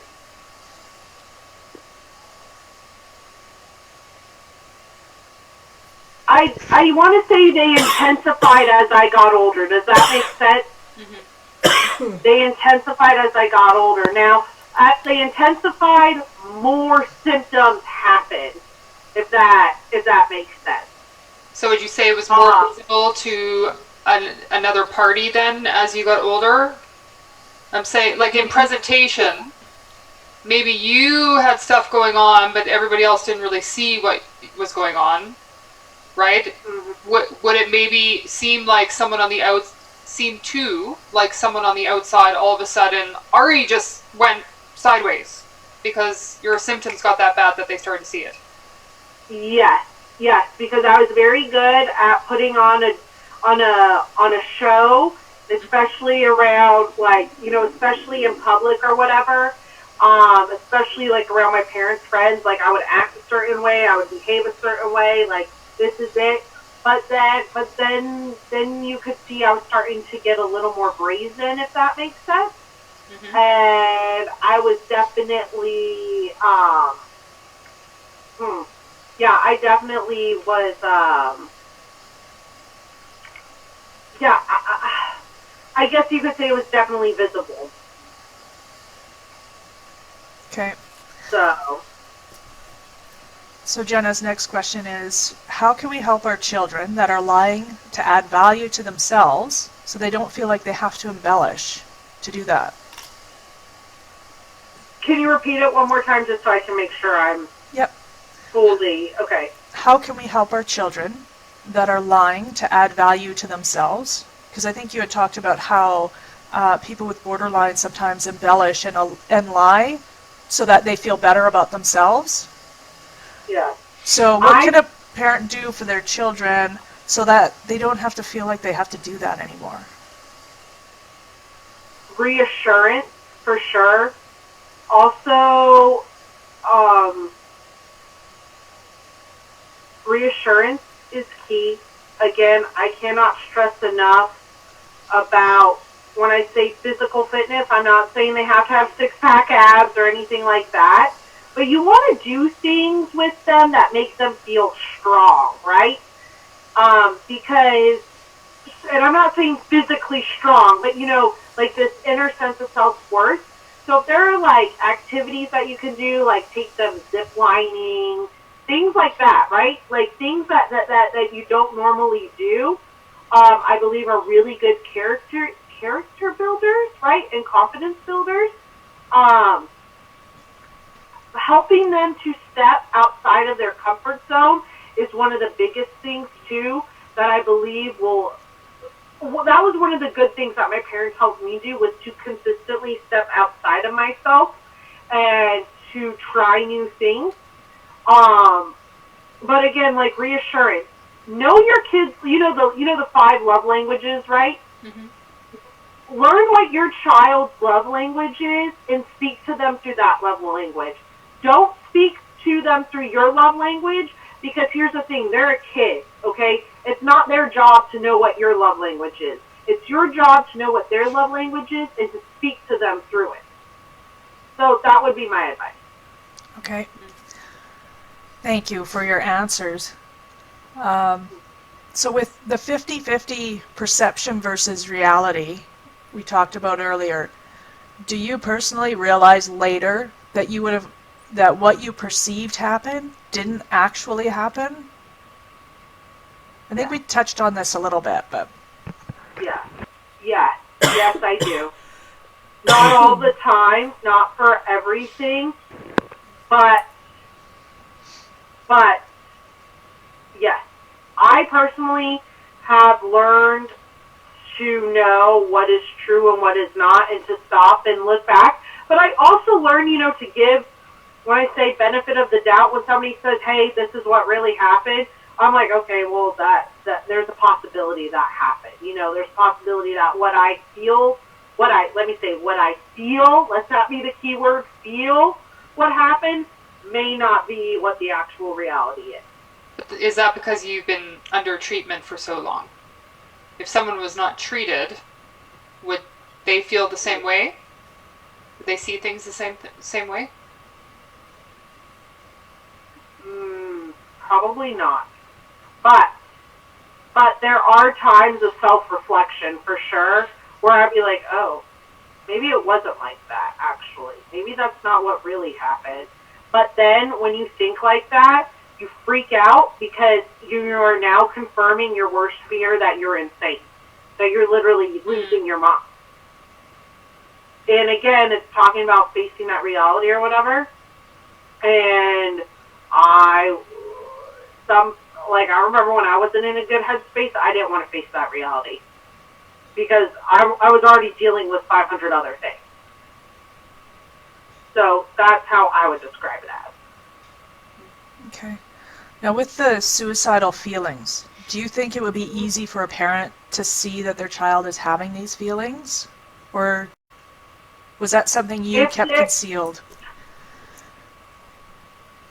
I feel like if your child is very oppositionally defiant, right, if they are self-sabotaging, if they are obsessive with things, right, if they are in codependent teenage relationships, I feel like those are all very large, obviously addiction, heavy drinking. And I'm not saying, oh, my kid heavily drinks, at the party, because we know that happens. I'm saying, like, heavy, consistent, what we know is an alcoholic drinking, Yes, those are all the signs. Like, they don't need to tell you. Those are all signs that they're trying to kill themselves, whether they're actually going to attempt it or their lifestyle is what's going to kill them, if that makes sense. Mm-hmm. Gotcha. Yeah. Okay. Yeah, they're probably and self-harm. Oh, that was the other thing. Let me also speak real quick to self-harm. That's another thing. Mm-hmm. Self-harm does, back to it, I guess it kind of goes hand in hand with like the bulimia and stuff.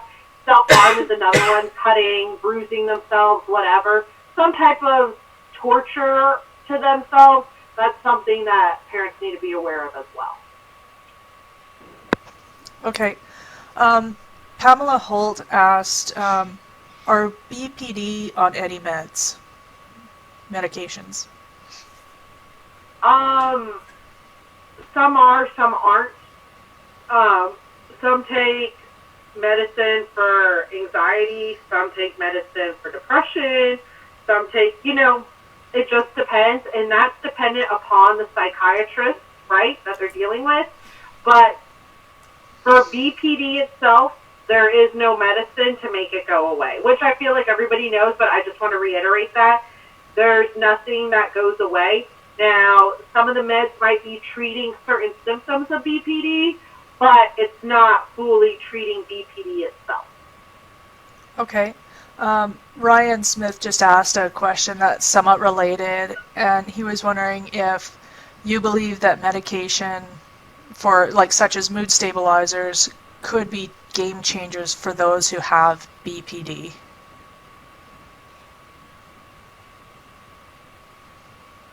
I think if that's what your psychiatrist recommends, then it may be helpful. But I don't think that it is a long-term fix for BPD. I hope that makes sense. Because if I'm not doing the work in cognitive therapy, which is key, which we know, rewiring the brain, right? Rewiring the thought process, reframing how I see things, then it doesn't matter how many pills I'm on.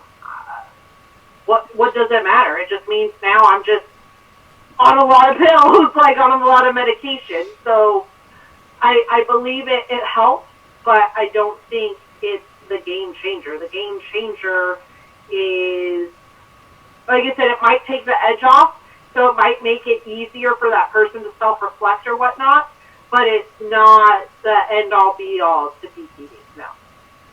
Okay. Andy Reyna asked a question, and I'm not sure if you'll know the answer. Okay.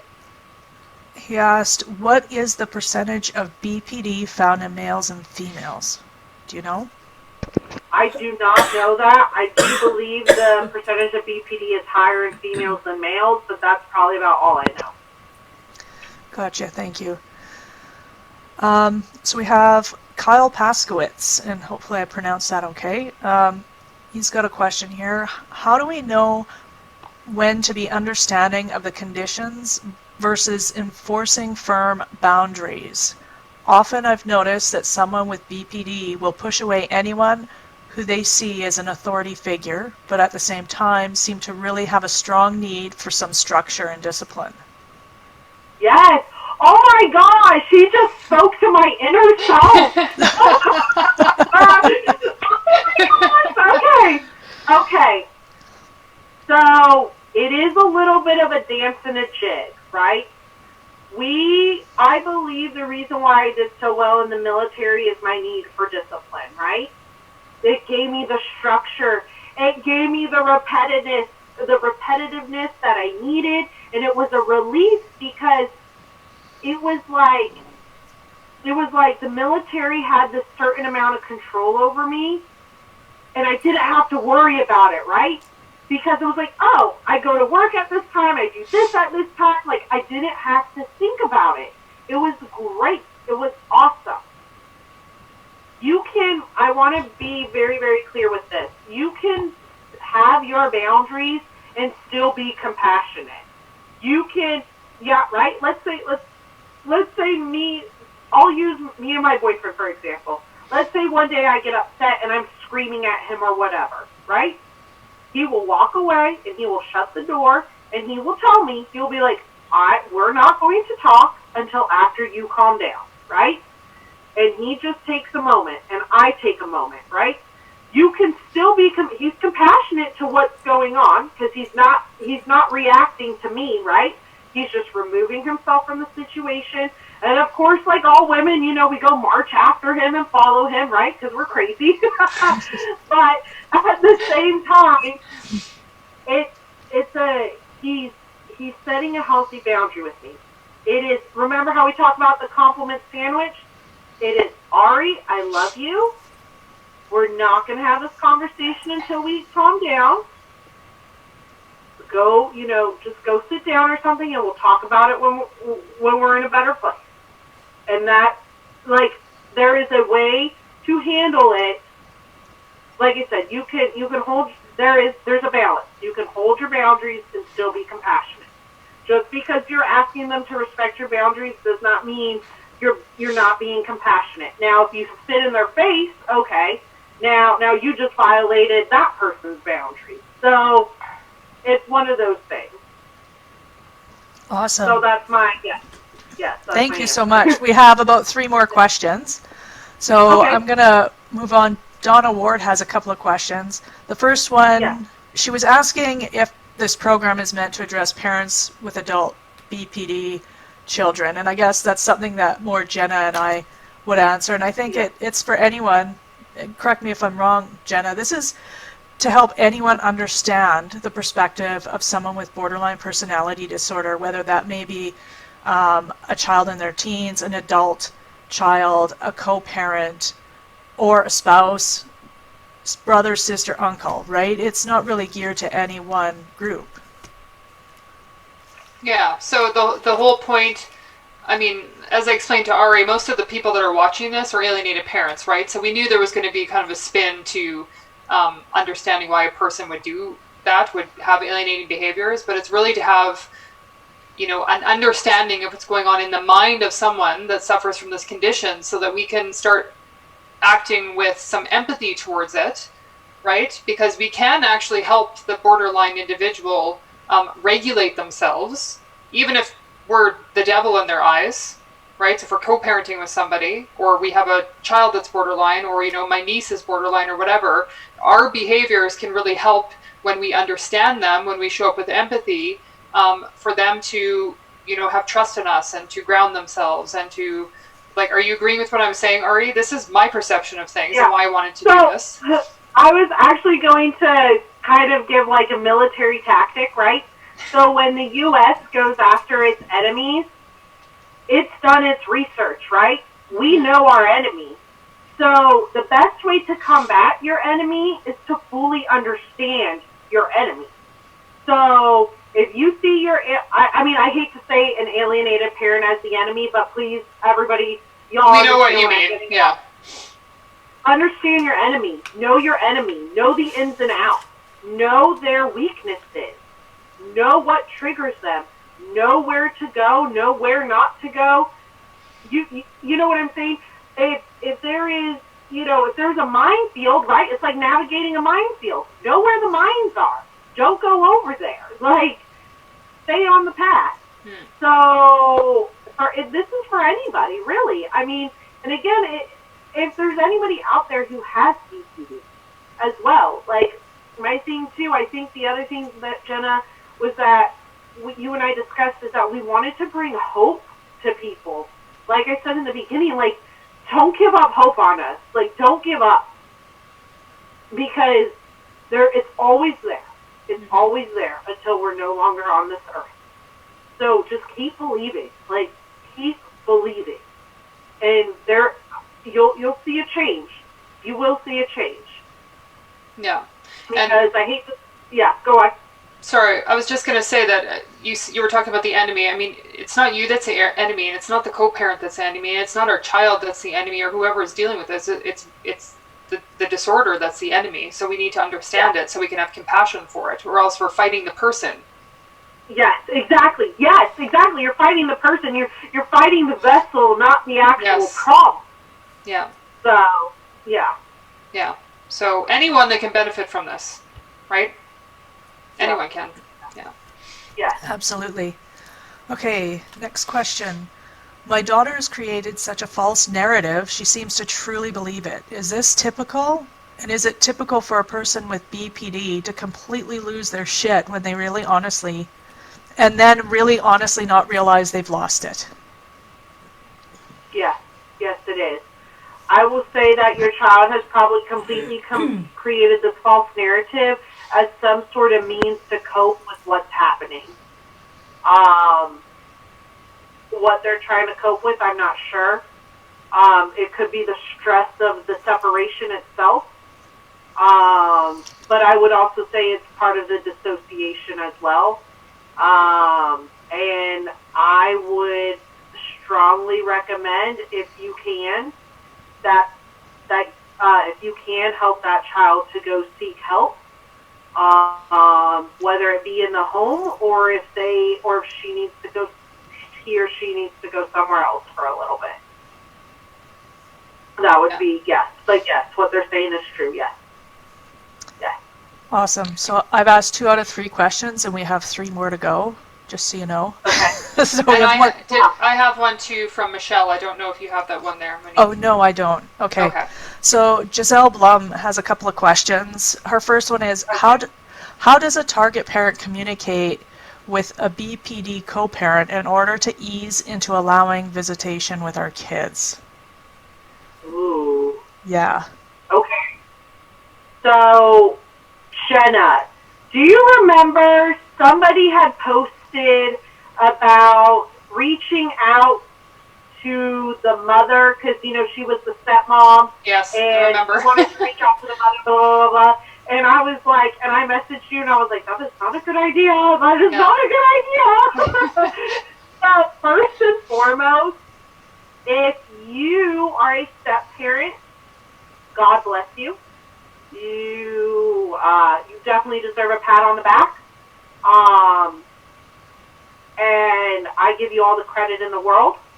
I want to make it very clear, if you are not the actual target parent, do not, by any means, reach out. The target parent, the biological parent, is the parent who needs to be doing all of this. You need to make yourself very scarce in everything. And when I say that, I mean in the interactions. Because the other person will perceive you as a threat, or, well, we'll just say as a threat. We'll just keep it like that. They perceive you as a threat, so you need to stay out of it. So now that I cleared that up, how you would interact with them is you need to be consistent. You need to be kind. You need to be very, very sweet, like sickly sweet, like so kiss buddy, it's not even funny sweet, okay? You don't need to pick any fights with them. You just need to simply say, hey, I know you're very busy. I was just wondering when would be a good time that I could see the kid, I would say our child, not my child, say our child. If it's possible, just let me know. The individual will probably will probably say something snarky, right? Something mean, something nasty, whatever. If you react to that comment, battle already lost. Don't react. Just be like, hey, you want to be very lighthearted, and it's not going to probably work the first time, but you need to keep doing it, right? So if they react with something snarky, just be like, oh, okay, whatever works best for you, just let me know, and just leave it at that, right? If they don't respond, come back in a week. Do it all over again, right? But you need to be consistent, and you need to be kind. I strongly, if you are communicating with that person over the telephone, right, like speaking, you better have a recorder on, because God knows what will be said. If you are talking through do not take this as legal advice. Please check your state and check with your lawyer. Yes. No, exactly. Yes. No. Sorry, but I say record because you know how we're talking about, like, record yourself or whatever. But I don't think it's smart to talk to somebody on the phone with BPD if things are that volatile. I think it's the best to do everything written, and you need to be very clear and very emotionless when you write what you write to them.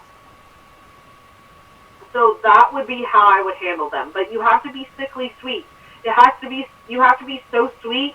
Like, you have to put your ego and your pride aside, and you have to stop thinking about all the pain that they caused you if you want to win this battle. Because if you don't, you're not going to win. Like, you're not going to see your kid. End of story. Like, we all know how it ends, you know? We've all witnessed it. So don't pick, if you're going to pick a fight, you better make sure you can win it. Like, there better be no way that the person with BPD can win. Yeah. That's how I would put it. Yeah.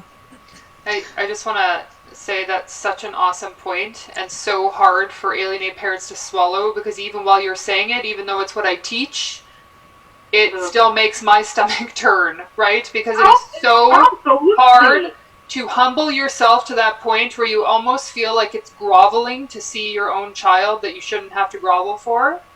But if you love your child more than you hate your ex, right? We say that, but what does that really mean?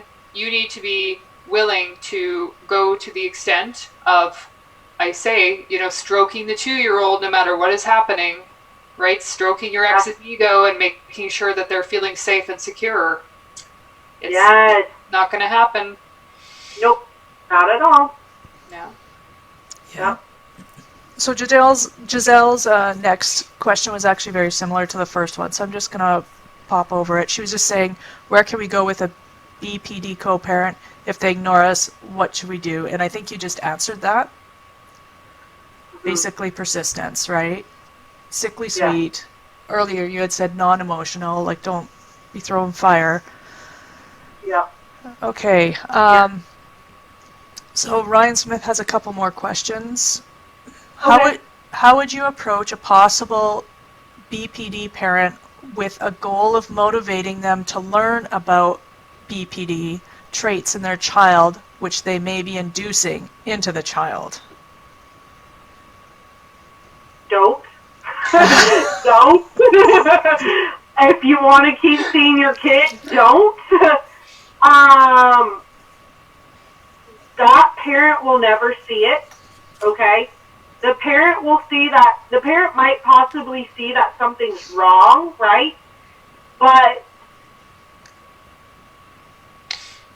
personally, that's not something I would touch with a 90-foot pole. If anybody's to suggest that to them, it's not, I don't think it's, I will say this when I say I don't think it's your place, I mean it's not a good idea. If anybody's going to suggest it to them, it needs to come from an outside party, such as a therapist or a friend of the parent. You know what I'm saying? Of not the alienated parent, but of the parent who's doing the alienation. They need to hear it from somebody removed from the situation. And probably that they trust too, right? Because I mean, sometimes therapists will say to them, you know, your child's suffering and needs this, this, or this, and they're like, no.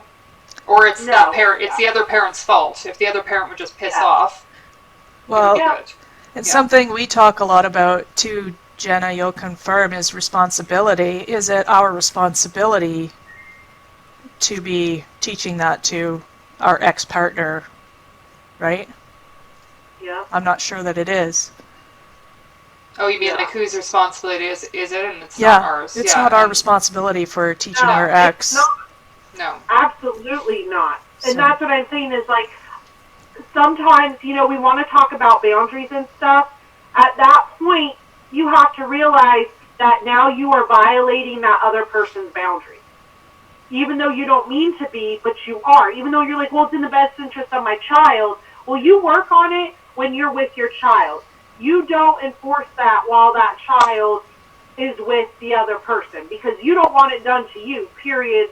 Simple, you know, end of story.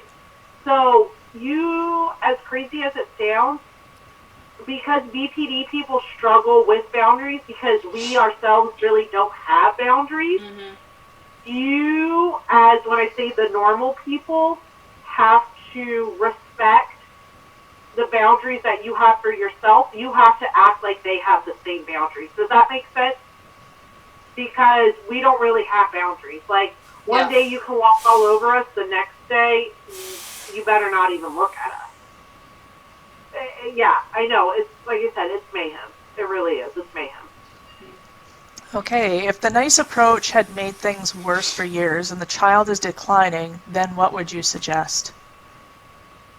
The nice approach.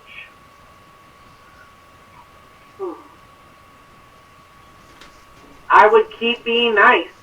And then if the child keeps declining, wait, is it with the parent or let me get, like, are you being nice to the child or are you being nice to the parent that's alienating? You know what I'm saying?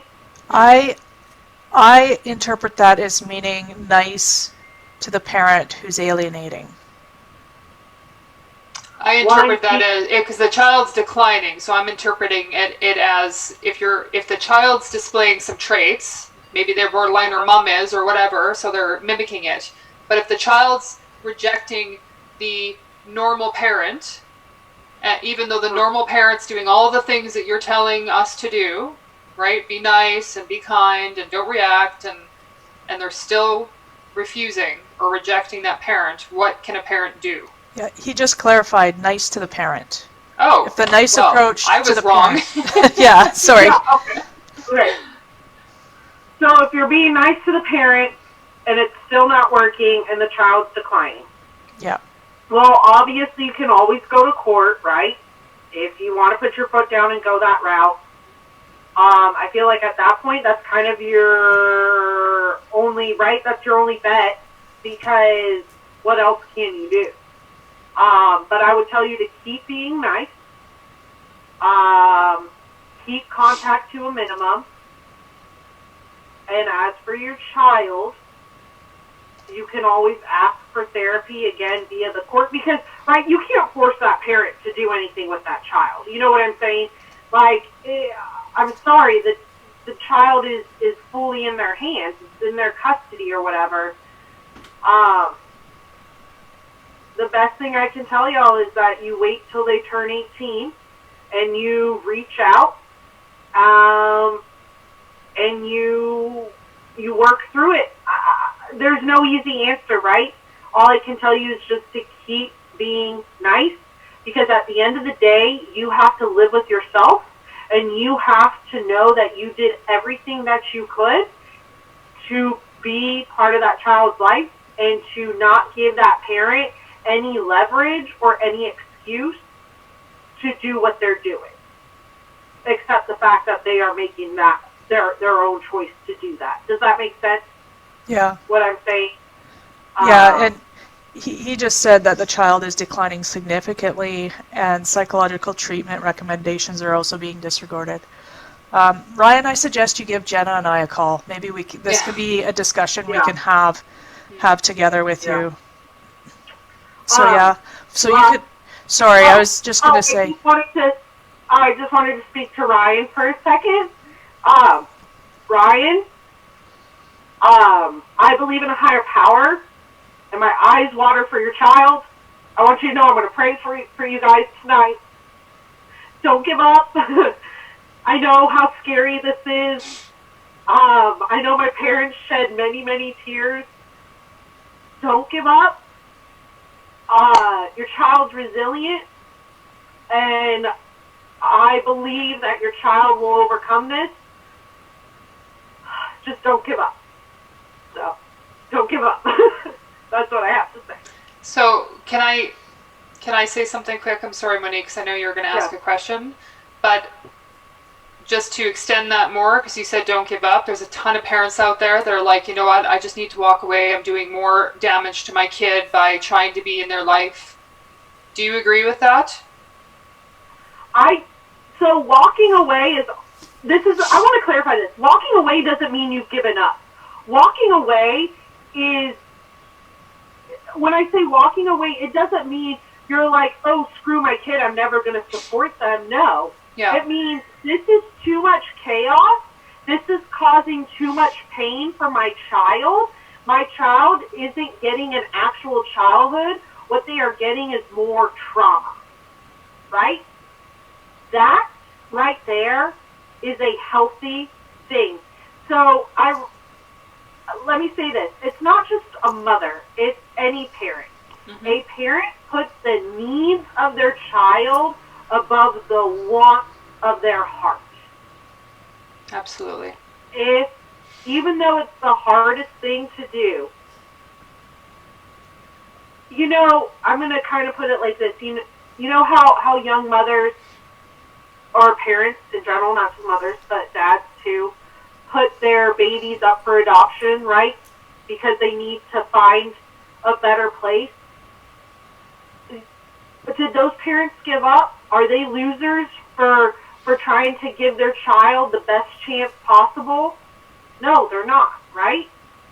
If you as a parent need to take a step away because you think that is what's healthiest or that will give your child the best advantage in life, you're not doing anything wrong. You're doing the most loving thing that you can, and sometimes the most loving thing is to walk away. And it's a very hard pill to swallow. To add to that again, so when you're dealing with alienation, and you're dealing with a pathology, right? Something like maybe a narcissist or a borderline or somebody that has traits of both or one of, that's creating the same type of pathology in the child, right? So here's a borderline mom that has a child, will not allow dad to see, and I'm talking about women because we're talking about borderline and I know it's more diagnosed in women. So don't worry, moms, I know it happens to you too. I'm not ganging up. But all of a sudden the child is now displaying the traits of borderline because mom has no regulation skills. It's creating chaos in the child, right? Child's now diagnosed down the road with the same thing because it happens all the time, right? This is actually, some top professionals are saying this is a form of child psychological abuse, right? So the question is, and I even want to know the answer to this, right? Because we walked away at one point and thought we were doing the right thing, and looking back now, I'm like, holy shit, we did the wrong thing. But we did what we thought was best for the kids, not knowing what they were going to deal with in the future. Exactly, right? And in hindsight, we should have never done that. But when do you know it's okay to walk away and say, I'm going to leave the child where they are with this parent because I am bringing too much chaos in the fight, and I can't walk away because I'm leaving my child with an abuser, right? I know people don't like to hear that term, but I know they're not meaning to abuse, but it is abuse, right? Yeah. So, when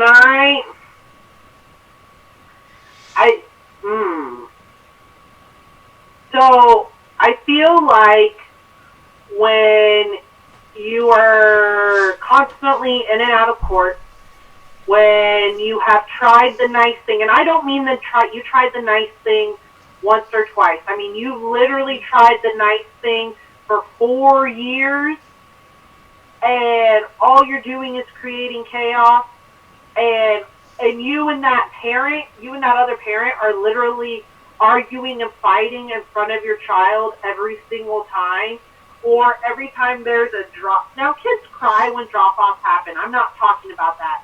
But when the drop-offs are so dramatic, I'm not talking about your kid crying, but you and the other parent are flicking each other off, cussing each other out. Yeah, at that point, you better step away because you're just also creating more chaos.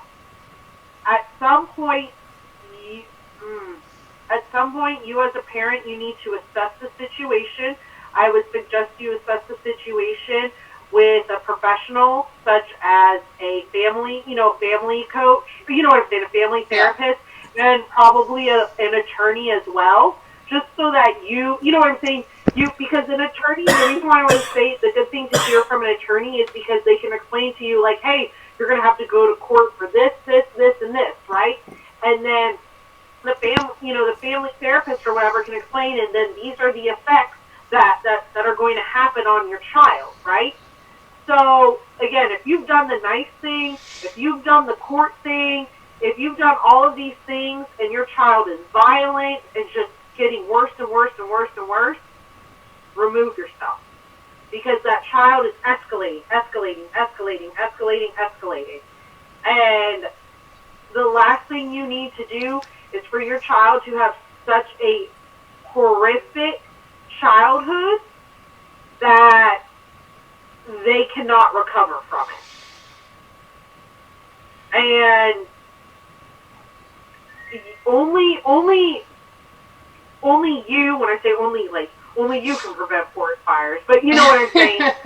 Only you can make that decision. And you have to make that call. But even though if you walk away, I still, like you and I have discussed, send a birthday present, send a Christmas present, say, you know, for all major holidays, say happy, you know, happy Halloween, Merry Christmas, whatever. Keep it simple. If you do decide to walk away, that doesn't necessarily mean, oh, we're not going to talk. Wish happy birthday, wish whatever, and that's it. And when they send something nasty back, don't respond. Don't respond.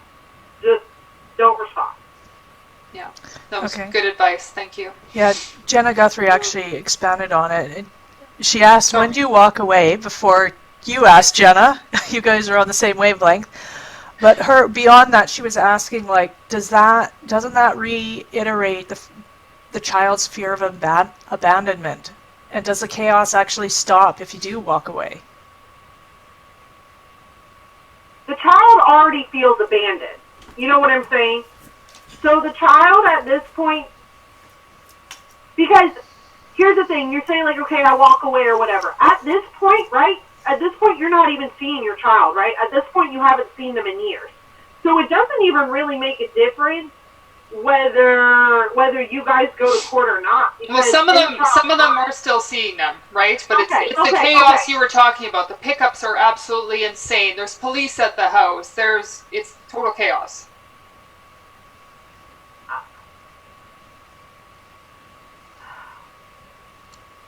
Because, right, the child, in my mind, I'm still seeing that parent as the devil, right? Mm-hmm. I'm still angry at that parent. No, because at that point, I hate that parent. At that point, I just want to be left alone so I don't have to hear my mother freaking bitch, right? Mm-hmm. At that point, I don't, because you have to understand the anxiety is already building, right? So, okay, so dad drops me off, right? Guess what? Let's say dad drops me off Sunday, Monday, Tuesday, Wednesday, Thursday, Friday. I've got 5 days for all of this anxiety to build up. Boom, Saturday happens. It's a whole fiasco. Okay, Saturday, I'm all worked up, right? Because it's just been hell. I know Sunday's coming. It's already going to be hell again. Okay, boom, I go back home, right? Monday, Tuesday, Wednesday, Thursday, Friday. The chaos just, you do see what I'm saying? It's a vicious cycle. If that's what it is for your child, I am so sorry. Like, I am so sorry. But for that child, for you, for everybody involved, because it's not a good situation. But at that point, right, if the anxiety, because that's what you're causing is like this unrelenting anxiety, which is also a big thing why we make suicidal attempts, is to escape the anxiety, because we can't deal with it. And it's not that child's responsibility to deal with the fact that mom and dad can't get along, right? I'm going to say it like it is, because as a parent who co-parents, I know that the father of my child loves his son, but at the same time, I didn't choose the right partner because we're not together, right? So this is where some a little responsibility and accountability comes in. I'm also suffering the consequences of not picking, of not being, how can I say it? Because I'm not trying to insult anybody, because like I said, I didn't choose the best partner. He's a good dad, but I didn't choose the best partner for us to stay together. And now this is kind of the consequence, right? I know what you're saying. And Monique, I think you're probably thinking the same thing. We say this to parents all the time, and it's a hard pill to swallow, right? We all have accountability in the situation that we're in. We've all made choices, whether we were conscious of the outcome or unconscious of it or whatever, right? Yeah. It comes down to accountability, and it sucks. And the kids are the ones that suffer, and we brought them into the world. Yep. That was one of the hardest pills for me to swallow. Yeah. Totally. Yeah. That is the game changer for any Totally. parent who is being alienated. Once you make that shift, everything changes. Just saying. Totally. Yeah. Yeah. And I want to remind people of this, is like, our children should not have to suffer the consequences of our actions. And if you have to soften the blow of those consequences by removing yourself from the equation, you might need to sit down and do some soul searching with some professionals to decide if that is what is most conducive to your child. It's not about what's easiest for you. It's not about what's easiest for mom. It's about what will give your child the healthiest living situation. Mm-hmm. It might not be the perfect living situation, but again, would you rather your child live in a, like I said, levels 1 to 10? Would you like them to live at a level 10 24/7 until they're an adult? Or would you like them to live at maybe a level 7 of chaos? You know what I'm saying? Because I hate to say it, parents who have done this, you are stuck between a rock and a hard place. And you have put your child between a rock and a hard place. 100%. You got to make the choice. You got to make the tough choices. So it's not an easy one to. It's not something easy to choose. Yeah. So, can I just recap that? I think what I hear you saying is, for all the parents out there, that sometimes with much thought and careful consideration, it is okay to walk away, but it is not okay to give up. Correct. There's a difference. There's a difference. Giving up is saying, screw you, kid, I don't care what happens to you, don't ever call me again. Yeah. That's walking away is about seeking peace for your child. Yes. Yes, and it's de-escalating the situation. Yeah. Yeah. Jenna shared a little bit more about her situation here. It says that their home seems to be like the child. She's the stepmom, and the child spends half the time with them and half the time with mom. And their home seems to be somewhat of a break from the chaos that occurs at mom's house. But when she goes back to mom's, she still gets the pressure from her, and then has meltdowns. When she's in Jenna's home, and they're just stuck in terms of what to do. Now, I'm obviously not reading that verbatim, but I mean, I can imagine when you talk about pressure. I remember I didn't deal with pressure from my parents when it came to like the living situation, but I remember how I told y'all how I had been heavily competing in the equestrian world from a young age, right? I remember, I'm speaking from BPD, I remember feeling all of that pressure to perform and to be good at what I was doing. That even when I was my best, it was not enough, right? So all I can do right now is just really empathize with that child, because I know what that pressure feels like. Not necessarily from parents, but just the sensation of the pressure, right? Of the pressure, because she wants to please her mom, but she wants to please her dad, and she can't do both. She can't, right?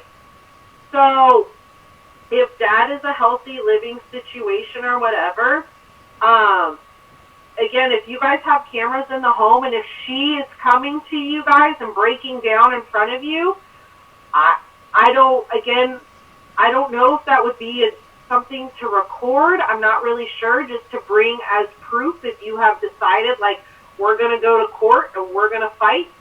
But all I can tell you is to just reassure your child that she is loved, and that no matter what happens, that she has a safe space there, And the other thing is, too, is that when she goes and she talks to you about her mom, I strongly suggest that you don't say, oh, yeah, your mom's a bitch or blah, blah, blah, blah, but to help that child by reframing it and just saying things like, the reason why your mom's probably so hard on you is because she thinks you're really special and she loves you and she doesn't want to lose you. Do you see what I'm saying?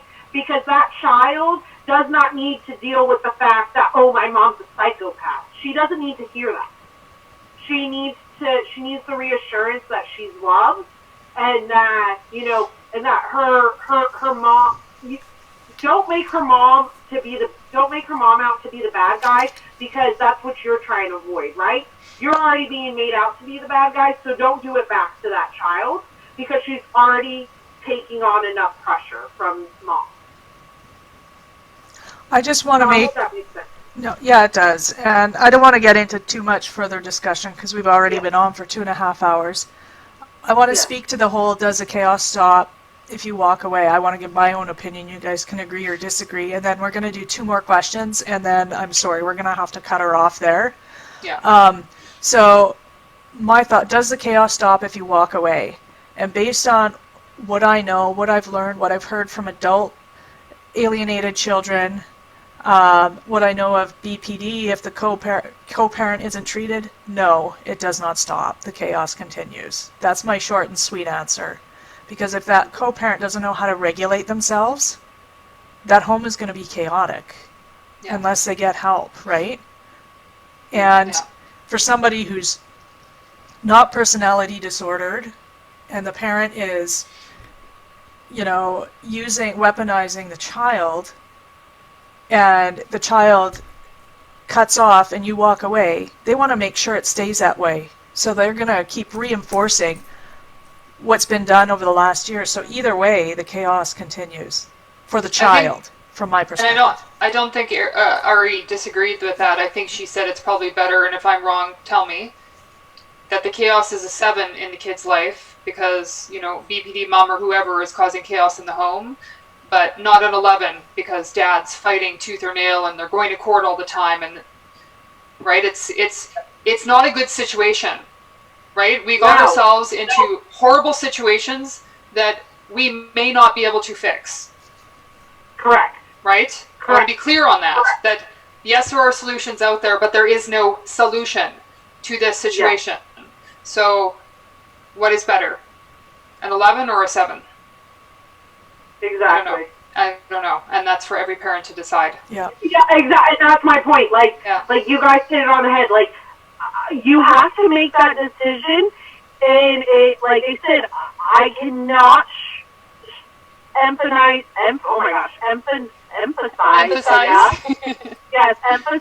enough that if that is the decision or the conclusion that you are coming to, that you A, seek legal advice, and B, you seek mental health or a family therapist, somebody who is trained and who is a professional in this area. Because you have to weigh your options. Because again, I mean, it's kind of like the Matrix. Do you take the red pill or the blue pill? Mm-hmm. Well, I don't know. I can't answer that. I don't know. Yeah. We all have to make our decisions because I hate to say it, it's really not that black and white. It's not. So, yeah. Okay, so Don Nickel had asked, what about adult children who still choose to remain alienated from their target parent? And I'm not, because we've had so much discussion, I'm not really sure the context of that question anymore. So Don, if you can clarify in the comments, and what we'll do is we'll go to the last question, which Jenna, you have on your phone there that Michelle asked you to ask. Just give me 1 second, it's a little blurry. So Michelle's asking, well, it's kind of a 2-part question. So what is your reaction when you've been called to account for some of your harmful behaviors?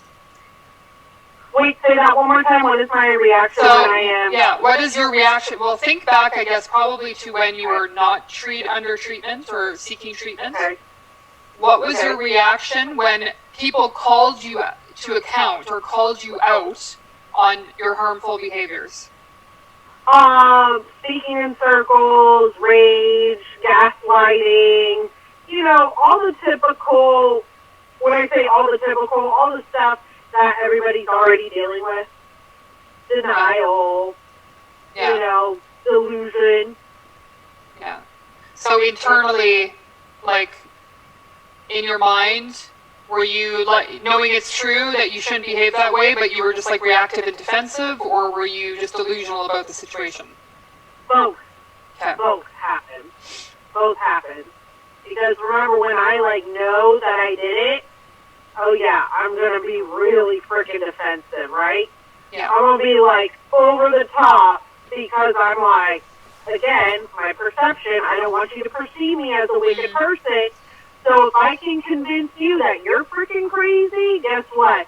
Now it's not on me, now it's on you.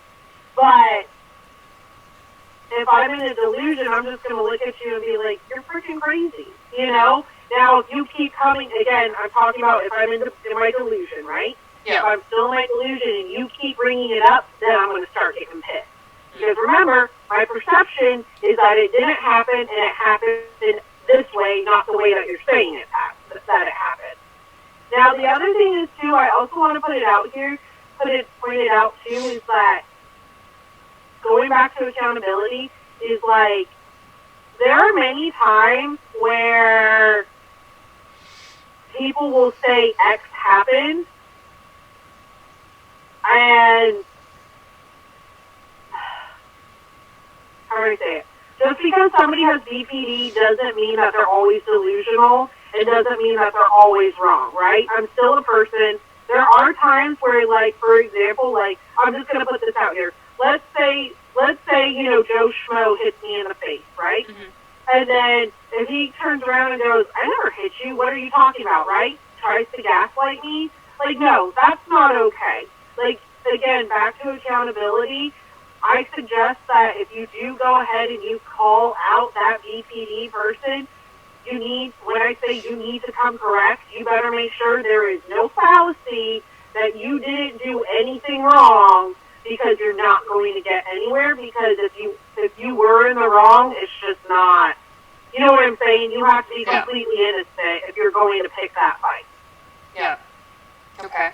And I think she's asking more about the harmful behaviors, not necessarily a scenario, right? So, and then the other part is there a safe way to address these behaviors without negatively escalating the situation or your behaviors?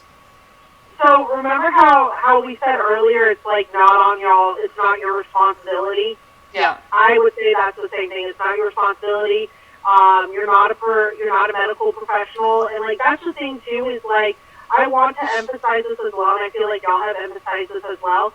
Is that we can assume somebody has it, but we don't really know if that's what they have, because I will say this, I've heard this a lot, again, from many therapists that I've talked to and worked with, is that BPD does take a long time to diagnose.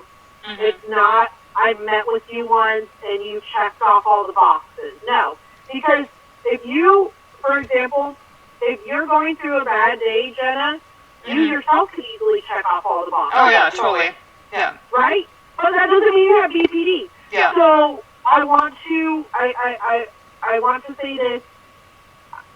I understand we can assume, but again, if a medical professional has not officially diagnosed this person with BPD, just know it's an assumption, and we don't really know what's going on, because this is something very complicated, and it's probably, like you said, it's probably one of the worst things to be diagnosed with. Yeah. So is there a way, let's say there's not necessarily diagnosis, but there's clear behaviors that would fit, right? So some of those traits are within this person. Yeah. Right? That's easy enough as a third party to see and say, oh yeah, they gaslight, or oh yeah, I can totally see they're freaking out because they think I abandoned them, or whatever. Is there a way to, have boundaries and call you out on shitty behavior safely that's not going to make you go sideways? Yeah, remember the the compliment sandwich? Yes. So I would sit there, and here's the thing: is like also do not invalidate what they're saying or what they're feeling, because what I'm saying and what I'm feeling is valid, right? It's Yes. valid to me. So the best thing to do is to acknowledge what they're saying to you, right? You know how they teach you how to repeat back what's being said? Repeat it back to them. Be like, I'm hearing that you're saying XYZ, and I acknowledge that this is definitely how you feel, and you have every right to feel those emotions. I just want to express how I feel, and don't do the you statements. No. Don't do these accusatory things. Just say, hey, be like, when I hear these words, I feel attacked. And be like, that might not be your intention, but that's just how I feel. And again, you reiterate to them, perception is reality, and I understand that maybe my perception might be skewed. Again, you have to butter them up, you have to soften the blow, because what you're doing is you're planting the seed, right? You plant the seed, you fertilize it, you water it, you nurture it, you make it grow. That's how you do it, right? Don't go in there pointing fingers. Don't go in there using strong language. You can address somebody kindly, compassionately, but there's a finesse, right? Yeah. There's a finesse. And you have to learn what that finesse is. Okay. So that's my So last question. I think I understand more clearly what Dawn wants about the adult children. Basically, do you walk away from your adult children who still choose to remain alienated from their target parent because they feel they have to choose sides, or were outright told that they have to choose sides, and they've obviously chosen the other side? Is that, do you just walk away from that? They're I adults. feel like when I know we say that they're adults, but are they still living at home with mommy? That's one thing. Now, are they adults? Like, they've gone off, they've served their country, they've been out of the home for 20 years? That's a different scenario.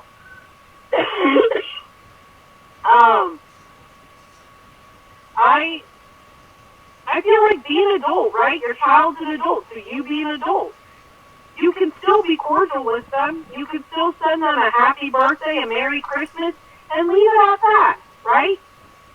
You're not necessarily walking away by saying, happy birthday when their birthday comes up or whatever. But at that point, they're an adult, and they're going to have to make their own choice, But that doesn't mean that you don't stop reaching out. And when I say reaching out, don't start the whole, like, I miss you, I love you. No. Happy birthday. Leave it at that. If they respond with a thank you, that's great. You know what I'm saying? Send a smiley face. It has to be very small. Does that make sense? It's like, you just do a little bit, I call it like chumming the waters with a shark, right? If you want the sharks to come, you're going to put a little blood out in the water, right? So if you put a little blood out, if they come, they come. If they don't, they don't. But you go back out the next day, right? Because you're still looking for the shark, and then you do it again, if that makes sense, what I'm trying to say. But also at some point you have to respect that your child's an adult, especially when they're in their 20s, 30s, whatever, and it is what it is. Like, they're making their own decisions, and as shitty as that sounds, I mean, right? I believe all of us as women, as adults, if I'm making a certain choice, I want that choice respected. So I'm not saying give up, but I'm also saying if they've been out of the home and if they've been away from mommy for 10 years and this is still their choice, well then let it be their choice. They're in their 30s, right? You can't force that on them. Yeah. Yeah. I just have to say, I'm going to shamelessly plug our business right now, but it's because I don't know if you agree, Monique, everything she's telling people, I'm like, that's in our program. We teach that in our program. Oh my God, you were talking about like, don't do the you statements. I'm like, we just wrote about this yesterday. Yeah. Right? So I just feel very happy to know, because we're developing a bunch of programs and new stuff, and we have stuff online now that people can go purchase. Everything that you're saying, all those tools you're teaching us at this moment, are the tools that we put in there. So I feel like, yay, Monique, we got it right. Nailed it. But it's not just working. It's the stuff you're talking about is not just how you deal with somebody with borderline. It's how you deal with anyone that is high conflict, right? How do you diffuse a situation? Period. So, yeah, shameless plug, but I'm happy. Totally. Yeah. Absolutely. And I just want to offer to anyone out there watching who, needs an ear to talk to, an opinion, or just whatever, wondering, they're at their wits' end, don't know what to do. I mean, you can always go to our website, pathwaysfamilycoaching.com, and you can book a free call with us. We'll give out a complete complimentary session just to help get you going on the right track. Yeah. And Ari, I just want to say too that there's so much more we could talk about. I could talk to you for like 5 hours. And Yes. seriously, I would like to have you on again sometime in the future, but I would like to focus on, because people don't know your whole story, and I hope you don't mind me talking about this, but Ari actually went to like a wilderness camp, and it turned out to be like a crazy cult. She was severely abused there. And she wanted to kind of speak to the red flags of, if you do get the chance to send your children anywhere for any sort of treatment, what kind of things to look for to know that it's bogus, or maybe, that it's real and it's actually going to help your kids. And that's something that we really need to talk about, because so many parents are looking for reunification centers and stuff like that. Yeah. Right? Yeah. So I would like to talk about that maybe on a different Facebook Live, if you're willing to join us again. I would be super grateful, because your story is cray-cray. Seriously. It is insane. It is insane. Yes. The fact that you are as sane as you are is absolutely freaking amazing to me. So thank you. I really try.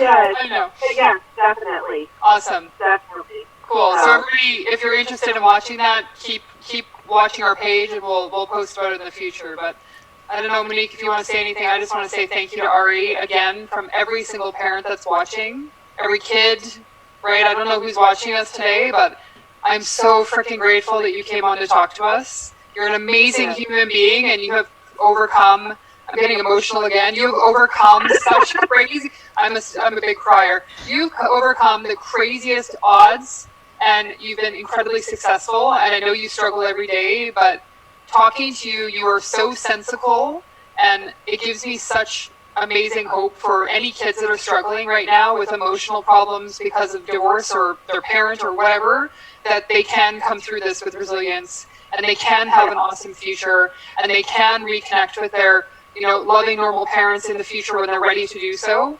I just want every parent to know, don't give up, right? Like Ari said, just keep showing love. And someone has to be the sanity in this insanity, and that has to be us. And I also gave to the insanity too. I'm not perfect. I just want to say that I've learned so much. So we've all screwed up. We can all forgive ourselves, and we all do better when we know better, right? So that's also what this is about. Yeah. So thank y'all. I really appreciate it. Thank you, Jenna. Thank you, Monique. Thank you, everybody, for watching and for hearing, part of the craziness. Again, don't give up. Ryan, right now you are heavily on my mind. Your child is on my mind. I will definitely be praying. Again, I am praying for you guys right now. Don't give up. Like I said, and again, just know, taking a break, stepping back, separating yourself from a situation is not giving up. Again, giving up is saying, screw this, I don't care whatever happens to my child. So again, parents, loved ones, everybody out there, just fight. And fight hard. Okay. So again, thank y'all. Thanks, Ari. Thanks, everybody. Bye. Have a good night. Y'all